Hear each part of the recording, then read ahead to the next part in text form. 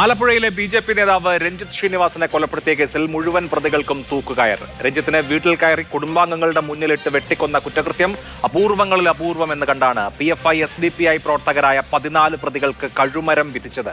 കൊലപാതകികൾ 6 ലക്ഷം രൂപ രഞ്ജിത്തിന്റെ കുടുംബത്തിന് നഷ്ടപരിഹാരം നൽകാനും മാവേലിക്കര അഡീഷണൽ സെഷൻസ് കോടതി ഉത്തരവിട്ടു. രഞ്ജിത്തിന്റെ കൊലയ്ക്ക് മണിക്കൂറുകൾക്ക് മുൻപ് SDPI നേതാവ് KS ഷാനിനെ ബി.ജെ.പിക്കാർ കൊലപ്പെടുത്തിയിരുന്നു. ഈ കേസിന്റെ വിചാരണ അടുത്ത മാസം ആരംഭിക്കും. ഇന്ന് സൂപ്പർ പ്രൈം ടൈം ചർച്ച ചെയ്യുന്നു. കഴുമരം പാഠമാകുമോ?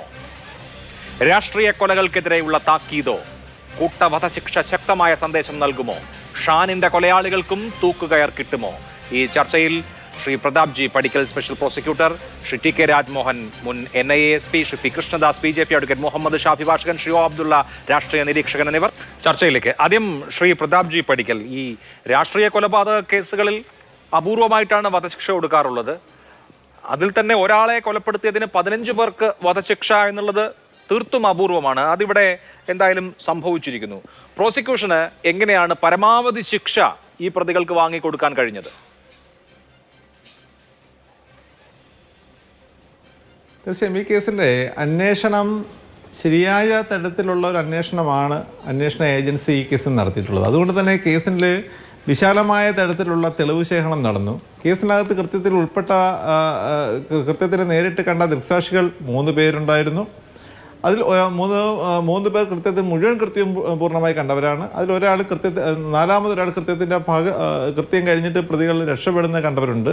അങ്ങനെ 4 ദൃക്സാക്ഷികളുടെ തെളിവുകൾ ഈ കേസിനകത്തുണ്ടായിരുന്നു. അതുകൂടാതെ തന്നെ സാഹചര്യ തെളിവ് ഒട്ടനവധി ഉണ്ടായിരുന്നു. മാത്രമല്ല ഡിജിറ്റൽ തെളിവുകൾ, മറ്റ് റിക്കവറി തെളിവുകൾ, അങ്ങനെ കേസിനകത്ത് മുഴുവൻ ചെയിനുകളും ഒന്നൊഴിയാതെ തെളിയിക്കത്തക്ക തരത്തിലുള്ള സാക്ഷിമൊഴികളും സാഹചര്യ തെളിവുകളും അതേപോലെ തന്നെയുള്ള മറ്റു തെളിവുകളും ഈ കേസിൽ പ്രോസിക്യൂഷൻ ശേഖരിച്ചതിൻ്റെ അടിസ്ഥാനത്തിൽ ആ തെളിവുകളെല്ലാം തന്നെ കോടതിയിൽ ഹാജരാക്കുകയും ആ തെളിവുകളെല്ലാം കോടതി വിശ്വസിക്കുകയും ചെയ്യുന്നു. അത് വിചാരണ കോടതിയുടെ കാര്യം. ഇവിടെ പ്രോസിക്യൂട്ടർ ഒരു കാര്യമുള്ളത്, ഇപ്പൊ ഞാൻ നേരത്തെ ഈ രാഷ്ട്രീയ കൊലപാതകങ്ങളിൽ തൂക്കുമരം എത്രമാത്രം എന്ന് ചോദിക്കുമ്പോൾ കേരളത്തിലെ ഏറ്റവും പ്രമാദമായ രാഷ്ട്രീയ കൊലപാതകമായിരുന്നു KT ജയകൃഷ്ണനെ സ്കൂൾ കുട്ടികളുടെ മുന്നിലിട്ട് വെട്ടിക്കൊന്ന കണ്ണൂരിലെ സംഭവം 1999 നടന്നത്. ആ കേസിൽ പ്രതികൾക്ക് ഇതുപോലെ വിചാരണ കോടതി വധശിക്ഷ വിധിച്ചു. അതിനുശേഷം ഹൈക്കോടതി അത് ശരിവെച്ചു. പക്ഷേ സുപ്രീം കോടതി അതിലെ ഒരു പ്രതി ഒഴികെ ബാക്കി എല്ലാവരെയും വെറുതെ വിടുകയാണ് ചെയ്തത്. ഒരാളുടെ ശിക്ഷ തടവ് ശിക്ഷയായി കുറയ്ക്കുകയും ചെയ്തു. അതുകൊണ്ട് എന്റെ ചോദ്യം, മേൽക്കോടതിയിൽ ഈ ശിക്ഷ നിലനിൽക്കാൻ സാധ്യതയുണ്ടോ എന്നാണ്. തീർച്ചയായും ഈ കേസിനകത്ത് പരിപൂർണമായ തരത്തിലുള്ള തെളിവുകളുടെ അടിസ്ഥാനത്തിലാണ് കോടതി വധശിക്ഷ വിധിച്ചിട്ടുള്ളത്. അപൂർവങ്ങളിൽ അപൂർവമായ കേസ് എന്നുള്ള പരിധിക്കകത്ത് വരുന്ന തരത്തിലുള്ള ഒരു കൊടും ക്രൂരതയാണ് പ്രതികൾ നടത്തിയിട്ടുള്ളത് എന്ന് പ്രോസിക്യൂഷന്റെ തെളിവുകൾ കൊണ്ട് സംശയലേശമന്യേ വിചാരണ കോടതി കണ്ടെത്തിയ സാഹചര്യത്തിൽ മറിച്ചൊരു വിധി ഉയർന്ന കോടതികളിൽ നിന്നുണ്ടാകാൻ സാധ്യത പ്രോസിക്യൂഷൻ ഇപ്പോൾ കാണുന്നില്ല. ഓക്കെ, ഇപ്പോൾ നമ്മൾ ഈ നിഷ്ഠൂരമായ കൊലകൾക്ക് പരമാവധി ശിക്ഷ നൽകുന്നത് വഴി ഉദ്ദേശിക്കുന്നത് ഒരു ഡിറ്ററന്റ് പണിഷ്മെന്റ് എന്നുള്ള നിലയിൽ, അതായത് ഇനി കുറ്റകൃത്യങ്ങൾ ഉണ്ടാകാതിരിക്കാനുള്ള ഒരു സന്ദേശമാണ്. ആ തരത്തിൽ ഇപ്പോൾ 15 പേർക്ക് വധശിക്ഷ, 14 പേരുടെ ശിക്ഷയാണ് പ്രഖ്യാപിച്ചിട്ടുള്ളത്. ഒരാൾ ആശുപത്രിയിൽ ചികിത്സയിലാണ്. അപ്പോൾ ഇതൊരു ആ തരത്തിലുള്ള താക്കീതാവുന്ന ഒരു വിധിയായി മാറുമെന്ന് പ്രതീക്ഷിക്കുന്നുണ്ടോ താങ്കൾ? തീർച്ചയായും ഈ കൊലപാതകം ഏതായാലും നിഷ്ഠൂരമാണ്. പക്ഷേ ആ കൊലപാതകം നടത്തിയ സാഹചര്യം കൂടി ഈ അവസരത്തിൽ ഓർക്കേണ്ടതുണ്ട്. പൊളിറ്റിക്കൽ മർഡറുകൾ കേരളത്തിൽ അപൂർവങ്ങളൊന്നുമല്ല. ഒരു കൊലപാതകം നടന്നു കഴിയുമ്പോൾ ഒരു മറുകൊലപാതകം നടന്ന ഒരുപാട് സാഹചര്യങ്ങൾ ഉണ്ടായിട്ടുണ്ട്. പക്ഷേ ഇവിടെ സാഹചര്യം അതല്ല. വയലാറിൽ നന്ദു കൃഷ്ണ എന്ന് പറയുന്ന പേരുള്ള ഒരാൾ കൊല ചെയ്യപ്പെട്ടതിൻ്റെ തൊട്ട് പുറകെ തന്നെ ഒരു റിട്ടാലിയേഷൻ അറ്റാക്ക് ഉണ്ടാകുമെന്ന് ഭയന്ന്, അല്ലെങ്കിൽ അത് പ്രതീക്ഷിച്ച്, അങ്ങനെ റിട്ടാലിയേഷൻ അറ്റാക്ക് ഉണ്ടായിക്കഴിഞ്ഞാൽ പകരം കൊല ചെയ്യപ്പെടേണ്ടവരുടെ ലിസ്റ്റ് തയ്യാറാക്കി അവരുടെ കുടുംബാംഗങ്ങളുടെ ഫോട്ടോകൾ ഉൾപ്പെടെയുള്ളവ ശേഖരിച്ച് ആ ലിസ്റ്റുകൾ അവരുടെ ഒരു കോർ ഗ്രൂപ്പിനിടയിൽ വിതരണം ചെയ്യുകയോ അല്ലെങ്കിൽ അവരെ അത് അറിയിക്കുകയോ ചെയ്ത ശേഷം ആ കൊല ചെയ്യപ്പെടേണ്ട ആളിനെ കുറിച്ചുള്ള മുഴുവൻ വിവരങ്ങളും ശേഖരിച്ചിട്ട് കൊല ചെയ്യുക. അത് അപൂർവമായ സംഭവം തന്നെയാണ്. അതുകൊണ്ട് തന്നെയാണ് കോടതി ആ തെളിവുകൾ പൂർണ്ണമായും മുഖവിലേക്ക് എടുത്തതിന് ശേഷമാണ് ഇപ്രകാരം ഒരു വിധി ഉണ്ടായത്. ഈ കേസിലെ 3-ാം പ്രതിയുടെ ഭാര്യ വീട്ടിൽ നിന്നും പോലീസ് കണ്ടെടുത്ത മൊബൈൽ ഫോണിൽ നിന്നും കണ്ടെത്തിയ ലിസ്റ്റ്, ആ ലിസ്റ്റിലെ 1-ാമത്തെ പേരുകാരൻ ഈ കേസ് കൊല ചെയ്യപ്പെട്ട രഞ്ജിത്ത് ശ്രീനിവാസാണ്. ആ രഞ്ജിത്ത് ശ്രീനിവാസ് കേസിലെ പ്രതികളെ അറസ്റ്റ് ചെയ്യപ്പെട്ട് പോലീസ് ശക്തമായ നടപടികൾ സ്വീകരിച്ചത് കൊണ്ടാണ് തുടർന്നുള്ള കൊലപാതകങ്ങൾ നടക്കാതെ പോയിട്ടുള്ളത്. ഇല്ലെങ്കിൽ ആ ലിസ്റ്റിൽ പിന്നെയും പേരുകാർ ധാരാളമുണ്ട്. അപ്പോൾ സ്വാഭാവികമായും ഇതിനൊരു രാഷ്ട്രീയ കൊലപാതകം എന്നുള്ള പേരിൽ കാണാതെ പകരം ട്രെയിൻഡ് ആയിട്ടുള്ള ഒരു സംഘം ആളുകൾ നടത്തുന്ന കൊലപാതകം എന്നുള്ള തരത്തിലേക്ക് തന്നെ കണ്ടെത്തേണ്ടിയിരിക്കുന്നു. ഇവിടെ നമ്മൾ ചിന്തിക്കേണ്ട ഒരു സംഗതി, 12 പേരടങ്ങുന്ന അക്രമി സംഘം കൊലപാതകം നടത്തിയത് രഞ്ജിത്ത് ശ്രീനിവാസനെയാണ്. രഞ്ജിത്ത് ശ്രീനിവാസൻ എന്ന് പറയുന്ന വ്യക്തി അയാൾക്ക് ക്രിമിനൽ ആന്റിസിഡന്റ് അല്ല, മറ്റു യാതൊരു തരത്തിലുമുള്ള ക്രിമിനൽ കേസുകൾ അയാൾ പ്രതിയല്ല. അയാൾ നിരായുധനായ ഒരു വ്യക്തിയാണ്. ആ കൊലപാതകം നടന്നത് അയാളുടെ വീട്ടിനുള്ളിലാണ്, അയാളുടെ ഭാര്യയുടെയും മകളുടെയും അമ്മയുടെയും മുമ്പിലാണ്. അപ്പോൾ സ്വന്തം വീട്ടിൽ കിടന്നുറങ്ങുന്ന ഒരു വ്യക്തിക്ക് പോലും സുരക്ഷയില്ലാതെ വരുന്നൊരു സാഹചര്യം വരുമ്പോൾ അവിടെ നൽകേണ്ട ശിക്ഷ എന്ന് പറയുന്നത് സമൂഹത്തിന് മാതൃകയാകേണ്ട ഒരു ശിക്ഷയാണെന്ന് കോടതി കണ്ടെത്തിയതിൽ യാതൊരു തെറ്റുമില്ല. ആ ശിക്ഷാവിധി ഉയർന്ന കോടതികളും അംഗീകരിക്കും എന്ന് തന്നെയാണ്. തീർച്ചയായും ശിക്ഷകൾ മാതൃകയാകേണ്ടതാണ് എന്ന് പറയുമ്പോൾ ഇതിന് തൊട്ടു മുമ്പ്, അതായത് മണിക്കൂറുകൾക്ക് മുമ്പ് KS ഷാൻ എന്ന SDPIയുടെ സംസ്ഥാന സെക്രട്ടറി കൊല ചെയ്യപ്പെട്ടിരുന്നു. അതിന്റെ റിട്ടാലിയേഷൻ ആയിട്ടാണ് ഈ കൊല നടന്നത്. ഏത് കൊലയും നിഷ്ഠൂരമാണ്, ഏത് കൊലയും അതിന്റെ അങ്ങേ അറ്റത്തെ വിധത്തിൽ അപലപിക്കപ്പെടേണ്ടതാണ്, ശിക്ഷിക്കപ്പെടേണ്ടതുമാണ്. KS ഷാൻ വധക്കേസിലും സമാനമായ വിധത്തിൽ ഇപ്പൊ തൂക്കുകയറുണ്ടായതുപോലെ സമാനമായ വിധി ഉണ്ടാകുമെന്ന് താങ്കൾ പ്രതീക്ഷിക്കുന്നുണ്ടോ? ഷാൻ കേസിനെ കുറിച്ചുള്ള കാര്യങ്ങൾ എനിക്കറിയില്ല. അതിനെക്കുറിച്ച് അഭിപ്രായം പറയാൻ ഞാൻ ആളല്ല. ഞാൻ അതിനെക്കുറിച്ച് അഭിപ്രായം പറയുന്നത് ശരിയുമല്ല. ശരി, ഓക്കെ. ശ്രീ O അബ്ദുള്ള, നോക്കൂ, ഇവിടെ 14 പേരുടെ ശിക്ഷയാണ് പ്രഖ്യാപിച്ചിരിക്കുന്നത്. പക്ഷേ സമാനമായ വിധി തന്നെ ആയിരിക്കും ആശുപത്രിയിലുള്ള ആളെ സംബന്ധിച്ച്. അപ്പോൾ 15 പേരുടെ വധശിക്ഷ എന്ന് പറയുന്നത് ഒരു വലിയ സംഭവമാണ് നമ്മുടെ നാട്ടിൽ. മേൽക്കോടതികൾ ശിക്ഷ ശരിവെക്കാതിരിക്കും തുടങ്ങിയ കാര്യങ്ങൾ പിന്നീട് വരുന്ന കാര്യമാണ്. വിചാരണ കോടതി 15 പേരെ കൊലക്കയറിന് ശിക്ഷിച്ചിരിക്കുന്നു ഈ രാഷ്ട്രീയ കൊലപാതക കേസിൽ എന്നുള്ളത് എനിക്ക് തോന്നുന്നു. രാഷ്ട്രീയ കൊലകൾ നമ്മുടെ നാട്ടിൽ വീഴ്ത്തുന്ന ചോര, കണ്ണീര്, ഇതൊക്കെ ഒരുപാട് കണ്ടവരാണ്. അത് നാടിന്റെ ശാപവുമാണ്. അപ്പോൾ ആ നിലയ്ക്ക് ഇതുപോലെയുള്ള കൊലകൾക്ക് അറുതി വരുത്താനുള്ള ശക്തമായ താക്കീതായി ഈ വിധി മാറില്ലേ? തീർച്ചയായും ഇത്തരത്തിലുള്ള കൊലപാതകങ്ങൾ ആവർത്തിക്കാതിരിക്കാൻ ഇതുപോലെയുള്ള ശിക്ഷ തീർച്ചയായും സഹായകരമായിരിക്കുമെന്നുള്ള അഭിപ്രായം തന്നെ എനിക്കുള്ളത്. പക്ഷേ ഒരുപാട് സംശയങ്ങൾ അതോടുകൂടി ഉയരുന്നുണ്ട്. നമ്മളങ്ങ് പറഞ്ഞു പോകും, ഒഴുക്കമട്ടിലങ്ങ് പറഞ്ഞു പോയാൽ പോരല്ലോ. 15 പേരെ ശിക്ഷിക്കുക എന്ന് പറയുമ്പോൾ അതിൻ്റെ ആ പരിസ്ഥിതി എന്ന് പറഞ്ഞാൽ തലേ ദിവസം മറ്റൊരാളെ കൊന്നതിൻ്റെ പകരമായിട്ടാണ് ഇയാൾ കൊല ചെയ്യപ്പെടുന്നത്. 1. 2, എന്തുകൊണ്ട് ആ കേസ് ഇതിനേക്കാൾ മുന്നിൽ പോലീസ് അന്വേഷിച്ച് റിപ്പോർട്ട് സമർപ്പിക്കുന്നില്ല? ഇതിൻ്റെ ഒരു പകരം കൊലയാണെങ്കിൽ ആദ്യം അന്വേഷിക്കേണ്ടത് ഏത് കൊലപാതകമാണ്? ഷാൻ കൊലപാതകമല്ലേ? അതുകൊണ്ട് എന്താണ് പോലീസിൽ ജാഗ്രത കാണിക്കാത്തത്? ഈ കേസ് വളരെ ജാഗ്രതയായി അന്വേഷിച്ചതിൻ്റെ പേരിൽ DGP ബന്ധപ്പെട്ടവരെ അഭിനന്ദിച്ചു എന്നിവരെ റിപ്പോർട്ടുകളുണ്ട്. അത് ശരിയാണോ തെറ്റാണോ നമുക്ക് പറയാൻ കഴിയില്ല. അപ്പോൾ അത് അന്വേഷിക്കാതെ അക്കാര്യത്തിൽ ഒരു അലംഭാവം കാണിച്ച് അങ്ങനെ കാര്യങ്ങൾ, അത് ഒരു ഒറ്റപ്പെട്ട സംഭവമല്ല. ഇത്തരത്തിലുള്ളതായ അവശ്യ വിഭാഗങ്ങളെയും ന്യൂനപക്ഷ വിഭാഗങ്ങളെയും അതുപോലുള്ള പാവങ്ങളെയും ഒക്കെ തെരഞ്ഞു പിടിച്ച് കൊന്ന് ഇല്ലാതാക്കുക എന്ന് പറയുന്ന ഒരു പ്രത്യയശാസ്ത്രം ഇവിടെ വളരെ കാലങ്ങളായി പ്രവർത്തിച്ചുകൊണ്ടിരിക്കുന്നുണ്ട്. അവരാണ് ഈ രാജ്യം ഭരിക്കുന്നത്. അവരെ പച്ചയിൽ പറയുകയാണെങ്കിൽ RSS എന്നാണ്. ഇന്ത്യയിൽ നിന്ന് മതന്യൂനപക്ഷങ്ങളെ, ക്രിസ്ത്യാനികളെയും മുസ്ലിങ്ങളെയും തുടച്ച് നീക്കുക എന്നതാണ് അവരുടെ പ്രഖ്യാപിത ലക്ഷ്യം. അവരുടെ പുസ്തകങ്ങൾ, വേദപുസ്തകമായ ഗോൾവാൾക്കറുടെ പുസ്തകങ്ങൾ, ബഞ്ച് ഓഫ് തോട്ട്സിലൊക്കെ മുസ്ലിങ്ങളും ക്രിസ്ത്യാനികളും ഇല്ലാത്തതായ ഒരു രാജ്യമെന്ന് അവർ പ്രഖ്യാപിച്ചിരിക്കുകയാണ്. അത് ഇതുവരെ തിരുത്തിയിട്ടില്ല. അതിനെ തുടർന്നാണ് പല സംഭവങ്ങളും, അനിഷ്ട സംഭവങ്ങളും ഉണ്ടാകുന്നത്. ഈ ഒരു ഇതിൻ്റെ പശ്ചാത്തലത്തിൽ ചിന്തിക്കുമ്പോൾ പ്രതിരോധം എന്നത് ഒരു ജീവൻ നിലനിർത്താനുള്ള, ഇന്ത്യയെ പോലുള്ള ഒരു മതേതര രാജ്യത്തിൽ വിശ്വസിച്ച് ഇവിടെ അച്ചടക്കത്തോടുകൂടി ജീവിക്കുന്ന പ്രതിരോധം എന്ന് പറയുന്നത് ഒരു മനുഷ്യനെ പുലർച്ചെ വീട്ടിൽ കയറി അയാളുടെ 6 വയസ്സായ കുഞ്ഞിന്റെയും പ്രായമായ അമ്മയുടെയും ജീവിത പങ്കാളിയുടെയും മുന്നിലിട്ട് അതിനിഷ്ഠൂരമായി മുഖത്തടക്കം മഴുകൊണ്ട് വെട്ടിക്കൊല്ലുന്നതാണോ? അതിനിഷ്ഠുരമായ ഒരു മനുഷ്യനെ ന്യായീകരിക്കാൻ കഴിയാത്ത ഒരു കൊലപാതകം പ്രതിരോധമാണെന്ന് പറയുന്നത്? പ്രതിരോധം രാഷ്ട്രീയമായൊക്കെ നടക്കേണ്ടതാണ്. പുലർച്ചെ വീട്ടിൽ കയറി ഒരു മനുഷ്യനെ വെട്ടി നുറുക്കുന്നതാണോ പ്രതിരോധം? ഒരു നിലക്കും ഇതിനെ ഞാൻ ന്യായീകരിക്കുന്നില്ല. എനിക്ക് ഈ പകരം വീട്ടലിനോട് യോജിപ്പില്ല. മുസ്ലിം സമുദായത്തിൽ, ഞാൻ ഉൾക്കൊള്ളുന്ന മുസ്ലിം സമുദായത്തിൽ ഇത്തരത്തിലുള്ള ചില പ്രവണതകൾ ഉണ്ടാകുമ്പോൾ അതിനൊക്കെ അതിശക്തമായി എതിർക്കുകയും ആ രീതിയിൽ ഇവിടുത്തെ ഭൂരിപക്ഷ സമുദായത്തിലെ മഹാഭൂരിപക്ഷവും വളരെ സ്നേഹത്തോടും സൗഹാർദ്ദത്തോടും കൂടി നമ്മളോട് പെരുമാറുന്നുണ്ട്. അതിനെ പോസിറ്റീവായി കാണുക എന്നല്ലാതെ പകരത്തിന് പകരം അത് ചെയ്യാനേ പാടില്ല എന്ന് വിശ്വസിക്കുകയും അത് ഉച്ചത്തിൽ വിളിച്ചു പറയുകയും ചെയ്യുന്ന ഒരാളാണ് ഞാൻ. ഇന്ത്യയിലെ ഹൈന്ദവ സമുദായത്തെ സംബന്ധിച്ച് ഇത്രയും ശാന്തരും മാന്യരുമായ ആൾക്കാർ നിരവധി സമുദായങ്ങളുമായി ഇടപഴകാൻ വിദേശത്തായിരിക്കും ഞാൻ അവിടെ പഠിച്ചത്. എനിക്ക് അവസരം കിട്ടിയിട്ടുണ്ട്. ആഫ്രിക്കയിലുള്ളതായ ഭീകരന്മാരെന്ന് കണ്ടാൽ പോലും തോന്നുന്ന ഈ നീഗ്രോകളുടെ ഇടയിലൊക്കെ അവർ അതിൻ്റെ അടിസ്ഥാനത്തിൽ ഇന്ത്യയിലെ ഹിന്ദുക്കളെ പറ്റി വളരെ മതിപ്പോട് കൂടി കാണുന്ന ഒരാളാണ്. അങ്ങനത്തെ അവരോട് നമ്മൾ പകരം വീട്ടുക എന്ന ചിന്തയെ പാടില്ല എന്ന് ന്യൂനപക്ഷങ്ങളുടെ എല്ലാ ക്ലാസ്സുകളിലും എല്ലാ വേദികളിലും പറയുന്ന ഒരാളാണ്. പക്ഷെ ഞാൻ പറയുന്നത് ഇത്തരത്തിലുള്ളതായ പീഡനങ്ങൾ തുടർച്ചയായി നടക്കുകയും ഭരണകൂടത്തിൻ്റെ ഭാഗത്ത് നിന്ന് ഈ ഇത്തരത്തിലുള്ളതായ ആളുകൾക്ക് വേണ്ട രീതിയിലുള്ള പരിരക്ഷ കിട്ടാതിരിക്കുകയും ചെയ്യുമ്പോൾ പകരം വീട്ടുക എന്നതിനെ പറ്റി അവർ സ്വന്തം ചിന്തിക്കും.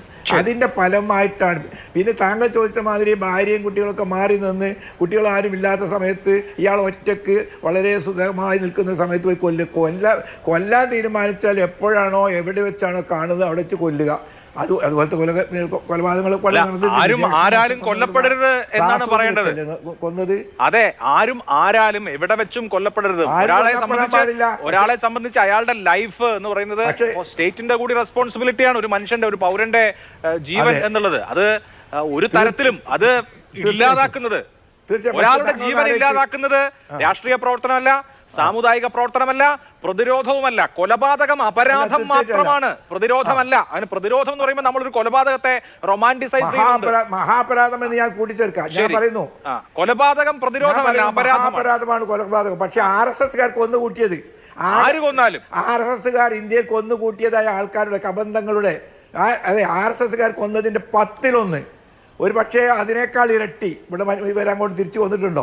അപ്പോൾ ഒരു വിഭാഗം കൊലപാതകങ്ങളുടെ ലക്ഷ്യമായി എടുക്കുക. നോക്ക്, ഇന്ന് നമ്മൾ ഈ 30-ാം തീയതി ജനുവരി 30-ാം തീയതി സംസാരിക്കുന്നത്. ഗാന്ധിജി ആരാ കൊന്നത്? ഗാന്ധിജി ആരാ കൊന്നത്? ഒരു കൂട്ടരുടെ സംസാരിക്കുന്നത് എന്നൊന്നുമില്ല. കൊലപാതകമാണ്. ആ കൊലപാതകത്തിന് ഈ പറയുന്ന പോലെ സമൂഹത്തിന്റെ മനസാക്ഷിയെ ഉണർത്തുന്ന വിധത്തിലുള്ള ശിക്ഷ ഉണ്ടാവുക എന്നുള്ളതാണ്. ശരി, ഓക്കെ, മനസ്സിലായി, താങ്കളുടെ പോയിന്റ് മനസ്സിലായി. ശ്രീ പി കൃഷ്ണദാസ്, അതാണ് വേണ്ടത്. പക്ഷെ കൊലപാതകം ഒരു ലക്ഷ്യമാക്കി സ്വീകരിക്കുന്നു. ഓക്കെ, അല്ല, ആരും അങ്ങനെ സ്വീകരിക്കരുത്, അതാണ് വേണ്ടത്. ശ്രീ പി കൃഷ്ണദാസ്, ഇവിടെ ഇപ്പോ വളരെ നിഷ്ഠൂരമായ ഒരു കൊലപാതകം, ആ കൊലപാതകത്തിന് അർഹമായ ശിക്ഷ കിട്ടിയെന്ന് വിചാരിക്കാം. മേൽക്കോടതികൾ അക്കാര്യത്തിൽ കൂടുതൽ വ്യക്തത വരുത്തട്ടെ. എന്തായാലും പ്രോസിക്യൂഷന്റെ കേസ് വിജയിച്ചു. വളരെ കൃത്യമായ അന്വേഷണം, പഴുതടച്ചിട്ടുള്ള അന്വേഷണം നടന്നു എന്ന് കുടുംബാംഗങ്ങളും പറയുന്നു.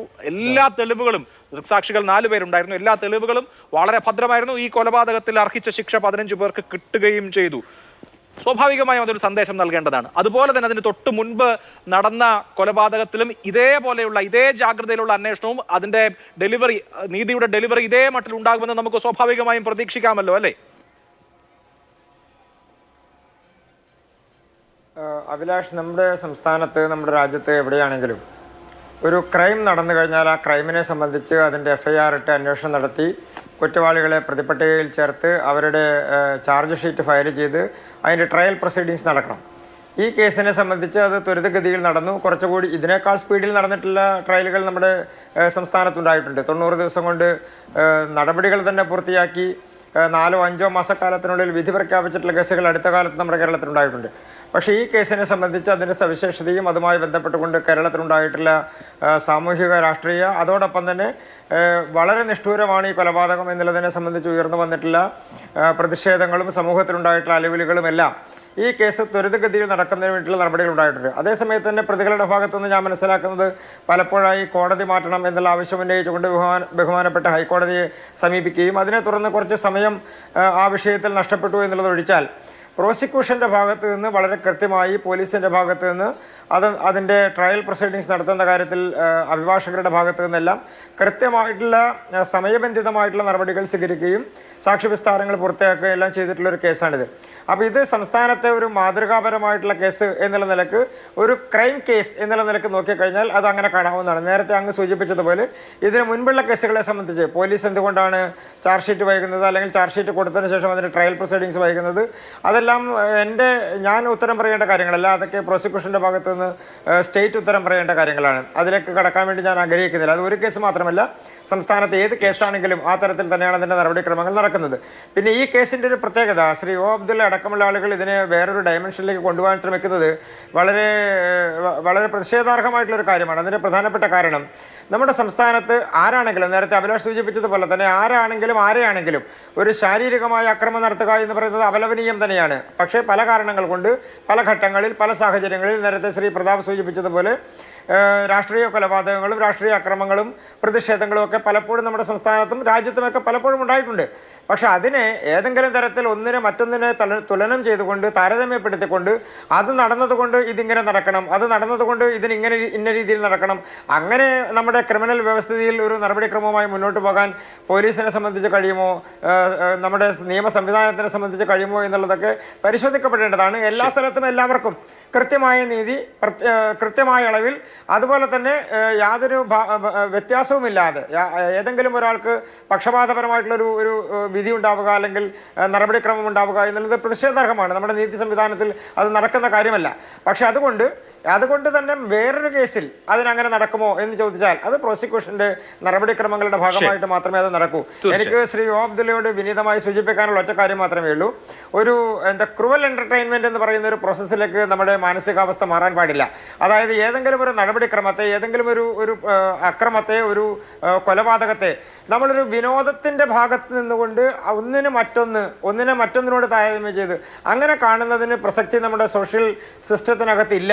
അത് അങ്ങനെ പ്രോത്സാഹിപ്പിക്കാനും പാടില്ല. അതിനെ ഏതെങ്കിലും തരത്തിൽ അതുമായി ബന്ധപ്പെട്ടുകൊണ്ടുള്ള ഒരു നടപടിക്രമത്തെ പ്രോത്സാഹിപ്പിക്കുന്നതോ അങ്ങനെ കാണുന്നതോ ശരിയല്ല എന്നൊരു അഭിപ്രായം മാത്രമേ എനിക്ക് സൂചിപ്പിക്കാറുള്ളൂ. Shri T K Rajmohan, popular ഫ്രണ്ടിന്റെ നിരോധനത്തിലേക്ക് നയിച്ച സംഭവ വികാസങ്ങളിൽ ഒന്നായിരുന്നു ഈ രഞ്ജിത്തിന്റെ വധം. ഇവിടെ പ്രോസിക്യൂഷൻ ശരിയായി കോടതിയിൽ തെളിയിച്ചത് ലിസ്റ്റ് ഉണ്ടാക്കി, ഒരു സംഭവം ഉണ്ടായാൽ ആരെയൊക്കെ കൊല്ലണം അല്ലെങ്കിൽ അതിനൊരു മുൻഗണനാക്രമം നിശ്ചയിച്ചൊരു ലിസ്റ്റ് ഉണ്ടാക്കി ആ ലിസ്റ്റിലെ ആദ്യത്തെ പേരുകാരനെ ഒരു കൃത്യമായ ആസൂത്രണത്തോടുകൂടി കൊലപ്പെടുത്തുക നിഷ്ഠൂരമായ ഒരു കുറ്റകൃത്യമായിരുന്നു. അത് തെളിയിക്കപ്പെട്ടു, വധശിക്ഷ ലഭിക്കുകയും ചെയ്തു. നമ്മുടെ നാട്ടിൽ എന്തായാലും കഴിഞ്ഞ കുറച്ചു കാലമായിട്ട് ഈ പറഞ്ഞ അങ്ങോട്ടും ഇങ്ങോട്ടുമുള്ള കൊലയ്ക്ക് ഒരു അറുതി ഉണ്ട് താനും. താങ്കൾ ഈ ശിക്ഷയെ ഒരു ശക്തമായ സന്ദേശമായി കാണുന്നുണ്ടോ? ശ്രീ അഭിലാഷ്, തീർച്ചയായിട്ടും. കാരണം നമ്മുടെ ഈ ക്രിമിനൽ ജസ്റ്റിസ് സിസ്റ്റം ഉണ്ടല്ലോ, ഇന്ന് നമ്മളൊക്കെ പല കുറ്റങ്ങളും പറയുന്ന നമ്മളെ ക്രിമിനൽ ജസ്റ്റിസ് സിസ്റ്റം, അതായത് പോലീസ്, പ്രോസിക്യൂഷൻ, ജുഡീഷ്യൽ ഇതൊക്കെ കൂടിയിട്ടുള്ള ഈ സിസ്റ്റം ഇവിടെ പ്രിവെയിൽ ചെയ്യുന്നുണ്ടെന്നും ഈ സിസ്റ്റം വളരെ എഫക്റ്റീവാണെന്നും ഇൻസ്പൈറ്റ് ഓഫ് ചില വീഴ്ചകളുണ്ടെങ്കിലും ഈ സിസ്റ്റം വളരെ എഫക്റ്റീവാണെന്നും ഇന്നത്തെ ഈ ജഡ്ജ്മെൻറ്റ് കൊണ്ട് നമ്മൾ മനസ്സിലാക്കിയിട്ടാണ്. അതുകൊണ്ട് നമ്മൾ കൺഗ്രാജുലേറ്റ് ചെയ്യണം. അതായത് we should hats off this ഈ സിസ്റ്റത്തിന്, ഈ ക്രിമിനൽ ജസ്റ്റിസ് സിസ്റ്റം ഈ നമ്മുടെ നാട്ടിൽ പ്രിവെയിൽ ചെയ്യുന്നതും അത് പൊതുജനങ്ങൾക്ക് ഒരു വിശ്വാസം ഉണ്ടാക്കുന്ന തരത്തിലാണ് ഇന്നത്തെ ജഡ്ജ്മെൻറ്റ് വന്നിരിക്കുന്നത്. ആ ജഡ്ജ്മെൻറ്റിൻ്റെ ഒരു ടീം വർക്കാണത്. ആ ടീം വർക്കിൻ്റെ ജഡ്ജ്മെൻറ്റ് വന്നിരിക്കുകയാണ്. കേരളത്തിൽ നിന്നും അടുത്ത നമ്മളൊന്നും ചരിത്രത്തിലില്ല ഇത്രത്തോളം ആൾക്കാരെ ക്യാപിറ്റൽ പണിഷ്മെൻറ്റ് കൊടുക്കുന്നത്. അപ്പോൾ ഇത്തരത്തിലുള്ളൊരു ക്യാപിറ്റൽ പണിഷ്മെൻറ്റ് കൊടുത്തു കഴിഞ്ഞാൽ സ്വാഭാവികമായിട്ട് അത് ഡിറ്ററൻ്റായ ഒരു എഫക്റ്റ് ഉണ്ടാക്കും സൊസൈറ്റിയിൽ. ഇത്തരത്തിൽ ചെറുപ്പക്കാർ വഴിതെറ്റിയിട്ട് ഈ ബാൻഡായ PFIമാരുടെ ഓർഗനൈസേഷനിൽ പോവുക, അല്ലെങ്കിൽ ഇതുപോലത്തെ ബാൻഡായ LET അല്ലെങ്കിൽ ജെയ്ഷെ മുഹമ്മദ്, അങ്ങനെ പല ഓർഗനൈസേഷനിലും പോയിട്ട് അവർ വഴിതെറ്റി പോവുക. അപ്പോൾ അത്തരത്തിൽ നിങ്ങൾ ചെറുപ്പക്കാർക്ക് ഇതൊരു താക്കീത് തന്നെയാണ്. ഈ താക്കീത് മനസ്സിലാക്കിക്കൊണ്ട് നമ്മുടെ പൊതുസമൂഹം മുന്നോട്ട് പോകണം. അതിനാണ് ഇത്തരത്തിലുള്ള ചില സംവിധാനങ്ങളിൽ നമുക്കിതുപോലെ ജഡ്ജ്മെൻറ്റ് കിട്ടിയാൽ തീർച്ചയായിട്ടും നമ്മൾ ഹൈലൈറ്റ് ചെയ്ത് അത് ഏത് ഏജൻസിയാണോ അതിന് വർക്കൗട്ട് ചെയ്തത് ആ ഏജൻസി നമ്മൾ അഭിനന്ദിക്കണം. അതാണ് എനിക്ക് ഇപ്പോഴും പറയാനുള്ളത്. പിന്നെ നേരത്തെ ചോദിച്ച മാതിരി ഇത്തരത്തിലുള്ള ഈ പണിഷ്മെൻറ്റുകൾ വരുമ്പോൾ അത് സമൂഹത്തിലുണ്ടാക്കുന്ന ചോദ്യങ്ങൾ അല്ലെ സമൂഹത്തിലുണ്ടാക്കുന്ന ഈ ഇത്തരത്തിലുള്ള കാര്യങ്ങൾ അത് നമ്മൾ സമൂഹം ഉൾക്കൊള്ളണം. അതിനെ ഉൾക്കൊണ്ടുകൊണ്ട് മുന്നോട്ട് പോയാൽ നമുക്ക് നേരത്തെ ശ്രീ അബ്ദുള്ള പറഞ്ഞ മാതിരി ഒരു മർഡറിന് വേറൊരു മർഡർ നമുക്ക് പറയാൻ പറ്റില്ല. എല്ലാ കൊലപാതകങ്ങളും അത് പൊളിറ്റിക്കലായാലും ശരി അല്ല സാധാരണ കൊലപാതകം ശരി, എന്ത് കൊലപാതകമായാലും കമ്മ്യൂണലായാലും എന്ത് കൊലപാതകവും അത് നമ്മൾ നിഷ്ഠുരം തള്ളനാണ്. നമ്മുടെ സമൂഹം അതിനല്ല, അത്തരത്തിലുള്ള സമൂഹത്തിലേക്കല്ല നമ്മൾ നീങ്ങേണ്ടത്. അപ്പോൾ അങ്ങനെയുള്ള സമൂഹങ്ങൾ നീങ്ങാതെ ഇത്തരത്തിലുള്ള ജഡ്ജ്മെൻറ്റ് വരുമ്പം അതിനെ ഹൈലൈറ്റ് ചെയ്ത് അതിനെ നമ്മൾ അപ്രീഷിയേറ്റ് ചെയ്ത് സമൂഹത്തിൻ്റെ ഇത്തരത്തിൽ വഴിതെറ്റിപ്പോകുന്ന ചെറുപ്പക്കാർക്ക് ഒരു ചൂണ്ടുപലകയാണ് ഇത് എന്ന നിലയിൽ കാര്യങ്ങൾ നമ്മൾ കാണണമെന്നാണ് എനിക്ക് പറയാനുള്ളത്. തീർച്ചയായും. ശ്രീ അഡ്വക്കേറ്റ് മുഹമ്മദ് ഷാ, ഒരാൾ കൊല്ലപ്പെട്ട കേസിൽ 15 പേർക്ക് വധശിക്ഷ എന്ന പ്രഖ്യാപനം തന്നെ അപൂർവങ്ങളിൽ അപൂർവമാണ്. നമ്മുടെ നിയമ വ്യവസ്ഥയിൽ അപൂർവങ്ങളിൽ അപൂർവമായ കുറ്റകൃത്യങ്ങൾക്കാണ് വധശിക്ഷ കൊടുക്കാറ്. ഇവിടെ ഈ കൊലപാതകത്തിന്റെ സ്വഭാവം കൂടി പരിഗണിച്ചായിരിക്കും അത് അപൂർവങ്ങളിൽ അപൂർവമായ കുറ്റകൃത്യമായി കോടതി കണ്ടിട്ടുണ്ടാവുക. നമുക്കറിയാം, നമ്മുടെ നാട്ടിൽ വളരെ കുറച്ചേ ഈ ക്യാപിറ്റൽ പണിഷ്മെന്റ് നടപ്പാക്കാറുള്ളൂ. നമ്മുടെ ഈ 3 ടയർ ജുഡീഷ്യൽ സിസ്റ്റത്തിൽ മുകളിലേക്ക് പോകുമ്പോൾ ചിലപ്പോൾ മാറ്റങ്ങൾ ഉണ്ടാകാം. കേരളത്തിലെ ട്രയൽ കോർട്ടുകൾ വിധിച്ച ക്യാപിറ്റൽ പണിഷ്മെന്റുകൾ പിന്നീട് ഹൈക്കോടതിയോ സുപ്രീം കോടതിയോ ഒക്കെ കമ്മ്യൂട്ട് ചെയ്തിട്ടുണ്ട്, നമുക്കറിയാം. അതുകൊണ്ട് ഇത് നടപ്പാകുമോ ഇല്ലയോ എന്നൊക്കെയുള്ളത് ഭാവിയിൽ വരാനിരിക്കുന്ന കാര്യം മാത്രമാണ്. പക്ഷേ ഇതൊരു ഡിറ്ററന്റ് എഫക്ട് നൽകും എന്ന് താങ്കൾ വിചാരിക്കുന്നുണ്ടോ?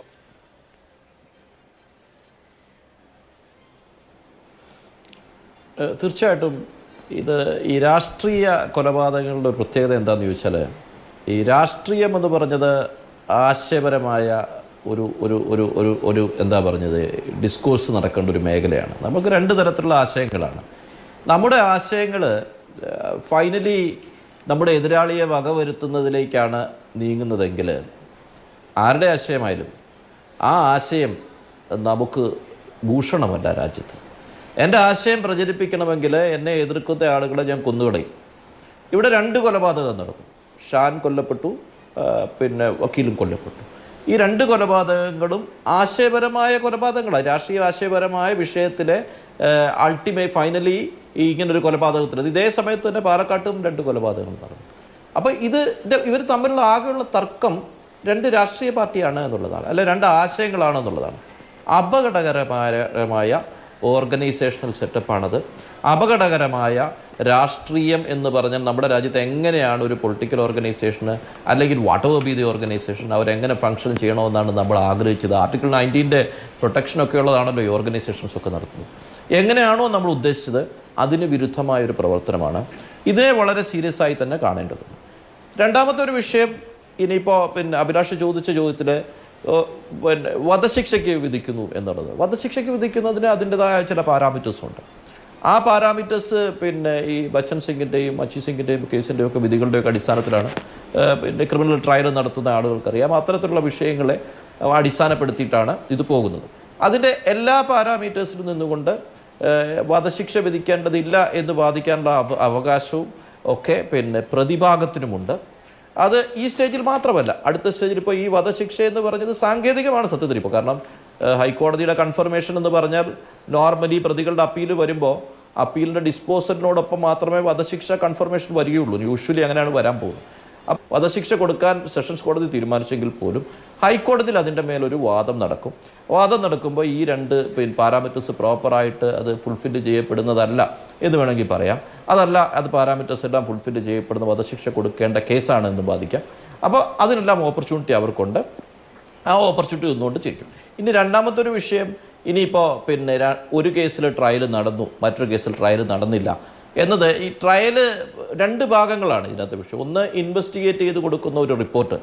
ആ റിപ്പോർട്ട് ഒരു കോൺക്രീറ്റ് റിപ്പോർട്ടാണെങ്കിൽ അതിൻ്റെ മേലൊരു പ്രോപ്പർ ട്രയൽ നടന്നാൽ ശരിയായ രീതിയിൽ അത് കോടതിയിൽ അവതരിപ്പിക്കാൻ ഫൈനൽ സ്റ്റേജിൽ, ഹിയറിംഗ് സ്റ്റേജിൽ കഴിയുകയും ചെയ്താൽ, കോടതി കൺവിൻസ് ചെയ്യാൻ സാധിച്ചാൽ ഒരു കൺവിക്ഷനും അത് ഡെത്ത് സെൻറ്റൻസിലേക്കൊക്കെ എത്തിക്കാൻ പറ്റും. അപ്പോൾ ഈ കേസിൽ അങ്ങനെ കഴിഞ്ഞു എന്നാണ് അതിൻ്റെ ഇപ്പം നമ്മളിപ്പോൾ കാണുന്നത്. ആ കോടതിക്ക് അത് ബോധ്യപ്പെട്ടു, ആ ബെഞ്ചിൽ ആ കോടതിയിൽ അത് സാധിച്ചു എന്നുള്ളതാണ് അതിനർത്ഥം. അതേപോലെ തന്നെ ഷാൻ്റെ കേസിലും ട്രയൽ ഇപ്പോൾ കമൻസ് ചെയ്യാൻ പോകുന്നു എന്നാണ് ഇപ്പോൾ കേട്ടത്. ഫെബ്രുവരി 2 മറ്റോ ട്രയൽ കമൻസ് ചെയ്താൽ അത് നല്ലൊരു ചാർജ് ഷീറ്റ് ആണെങ്കിൽ, നല്ലൊരു ചാർജ് ഷീറ്റ് അല്ല, അവർക്ക് ആപ്സസ് ഉള്ള ചാർജ് ഷീറ്റ് ആണെങ്കിൽ അതിൻ്റെ റെമഡീസും ഉണ്ട്, ഇപ്പോൾ തന്നെ ഈ സ്റ്റേജിൽ തന്നെ ഉണ്ട്. ആ റെമഡി എല്ലാം ഇൻവോക്ക് ചെയ്ത് പ്രോപ്പർ ചാർജ് ഷീറ്റ് ആണെങ്കിൽ അതിൽ നല്ലൊരു ട്രയൽ നടത്തിയാൽ ആ ട്രയലിലും കൺവിക്ഷൻ വരും. കൺവിക്ഷൻ വരുമ്പോൾ ഒരു പക്ഷേ വധശിക്ഷ വേണമെന്ന് അവർക്ക് ആവശ്യപ്പെടാം. അങ്ങനെ വധശിക്ഷ ഉണ്ടാകുമ്പോൾ തന്നെ ഈ പാരാമീറ്റേഴ്സൊക്കെ ആ പ്രതികൾക്കും അതെല്ലാം പറഞ്ഞുകൊണ്ട് മുന്നോട്ട് പോകാം. എനിവേ ഒരു കാര്യമുണ്ട്, ഈ പൊളിറ്റിക്കൽ മർഡറിനെ എവിടെയെങ്കിലും ഒരു അവസാനം ഉണ്ടാക്കേണ്ടതുണ്ട്. പൊളിറ്റിക്സ് കൊല്ലാനുള്ളതല്ല, പൊളിറ്റിക്സ് ആശയ സംവാദം നടത്താനുള്ളതാണ്. അതിൻ്റെ മേൽ ജനങ്ങളുടെ ഇടയിൽ ക്യാമ്പയിൻ ചെയ്യാനുള്ളതാണ്. അവരിലേക്ക് മറ്റുള്ളവരുടെ ആശയങ്ങളുടെ കുഴപ്പങ്ങൾ എന്താണെന്ന് ബോധ്യപ്പെടുത്തുക, ഞങ്ങളുടെ ആശയങ്ങളുടെ നന്മകൾ എന്താണെന്ന് ബോധ്യപ്പെടുത്തുക, എന്നിട്ട് ജനങ്ങളെ അതിനകത്ത് ആകർഷിപ്പിക്കുക, പ്രവർത്തനങ്ങളിലൂടെ അത് ബോധ്യപ്പെടുത്തുക. ഇത് ചെയ്യുന്നതിന് പകരം രാത്രി ഇരുട്ടിൻ്റെ മറവിലോ അല്ലെ വീട്ടിൽ കയറി കൊല്ലുകയൊക്കെ പറയുന്ന രാഷ്ട്രീയം, അത് പ്രോത്സാഹിപ്പിക്കാതിരിക്കാൻ ഇത്തരം വിധികൾ നന്നാകും എന്ന് തന്നെയാണ് ഞാൻ വിശ്വസിക്കുന്നത്. തീർച്ചയായും. ശ്രീ ഒ അബ്ദുള്ള, നോക്കൂ, ഞാൻ ഈ വിധി വായിച്ചു നോക്കുമ്പോൾ അതിലെ ഈ പറഞ്ഞ 15 പ്രതികളും അവര് യുവാക്കളാണ്, മാത്രമല്ല എല്ലാവരും കൂലിപ്പണിക്കാരാണ്. എന്ന് പറഞ്ഞാൽ താഴ്ന്ന സാമൂഹ്യ ചുറ്റുപാടുള്ള ആളുകളാണ്. ഇവരുടെയൊക്കെ നേതാക്കളോ ഏത് പാർട്ടിയുടെ ആയിക്കോട്ടെ ഒരു മിഡിൽ ക്ലാസ്സോ അതിന് മുകളിലുള്ള ആളുകളോ ആണ്.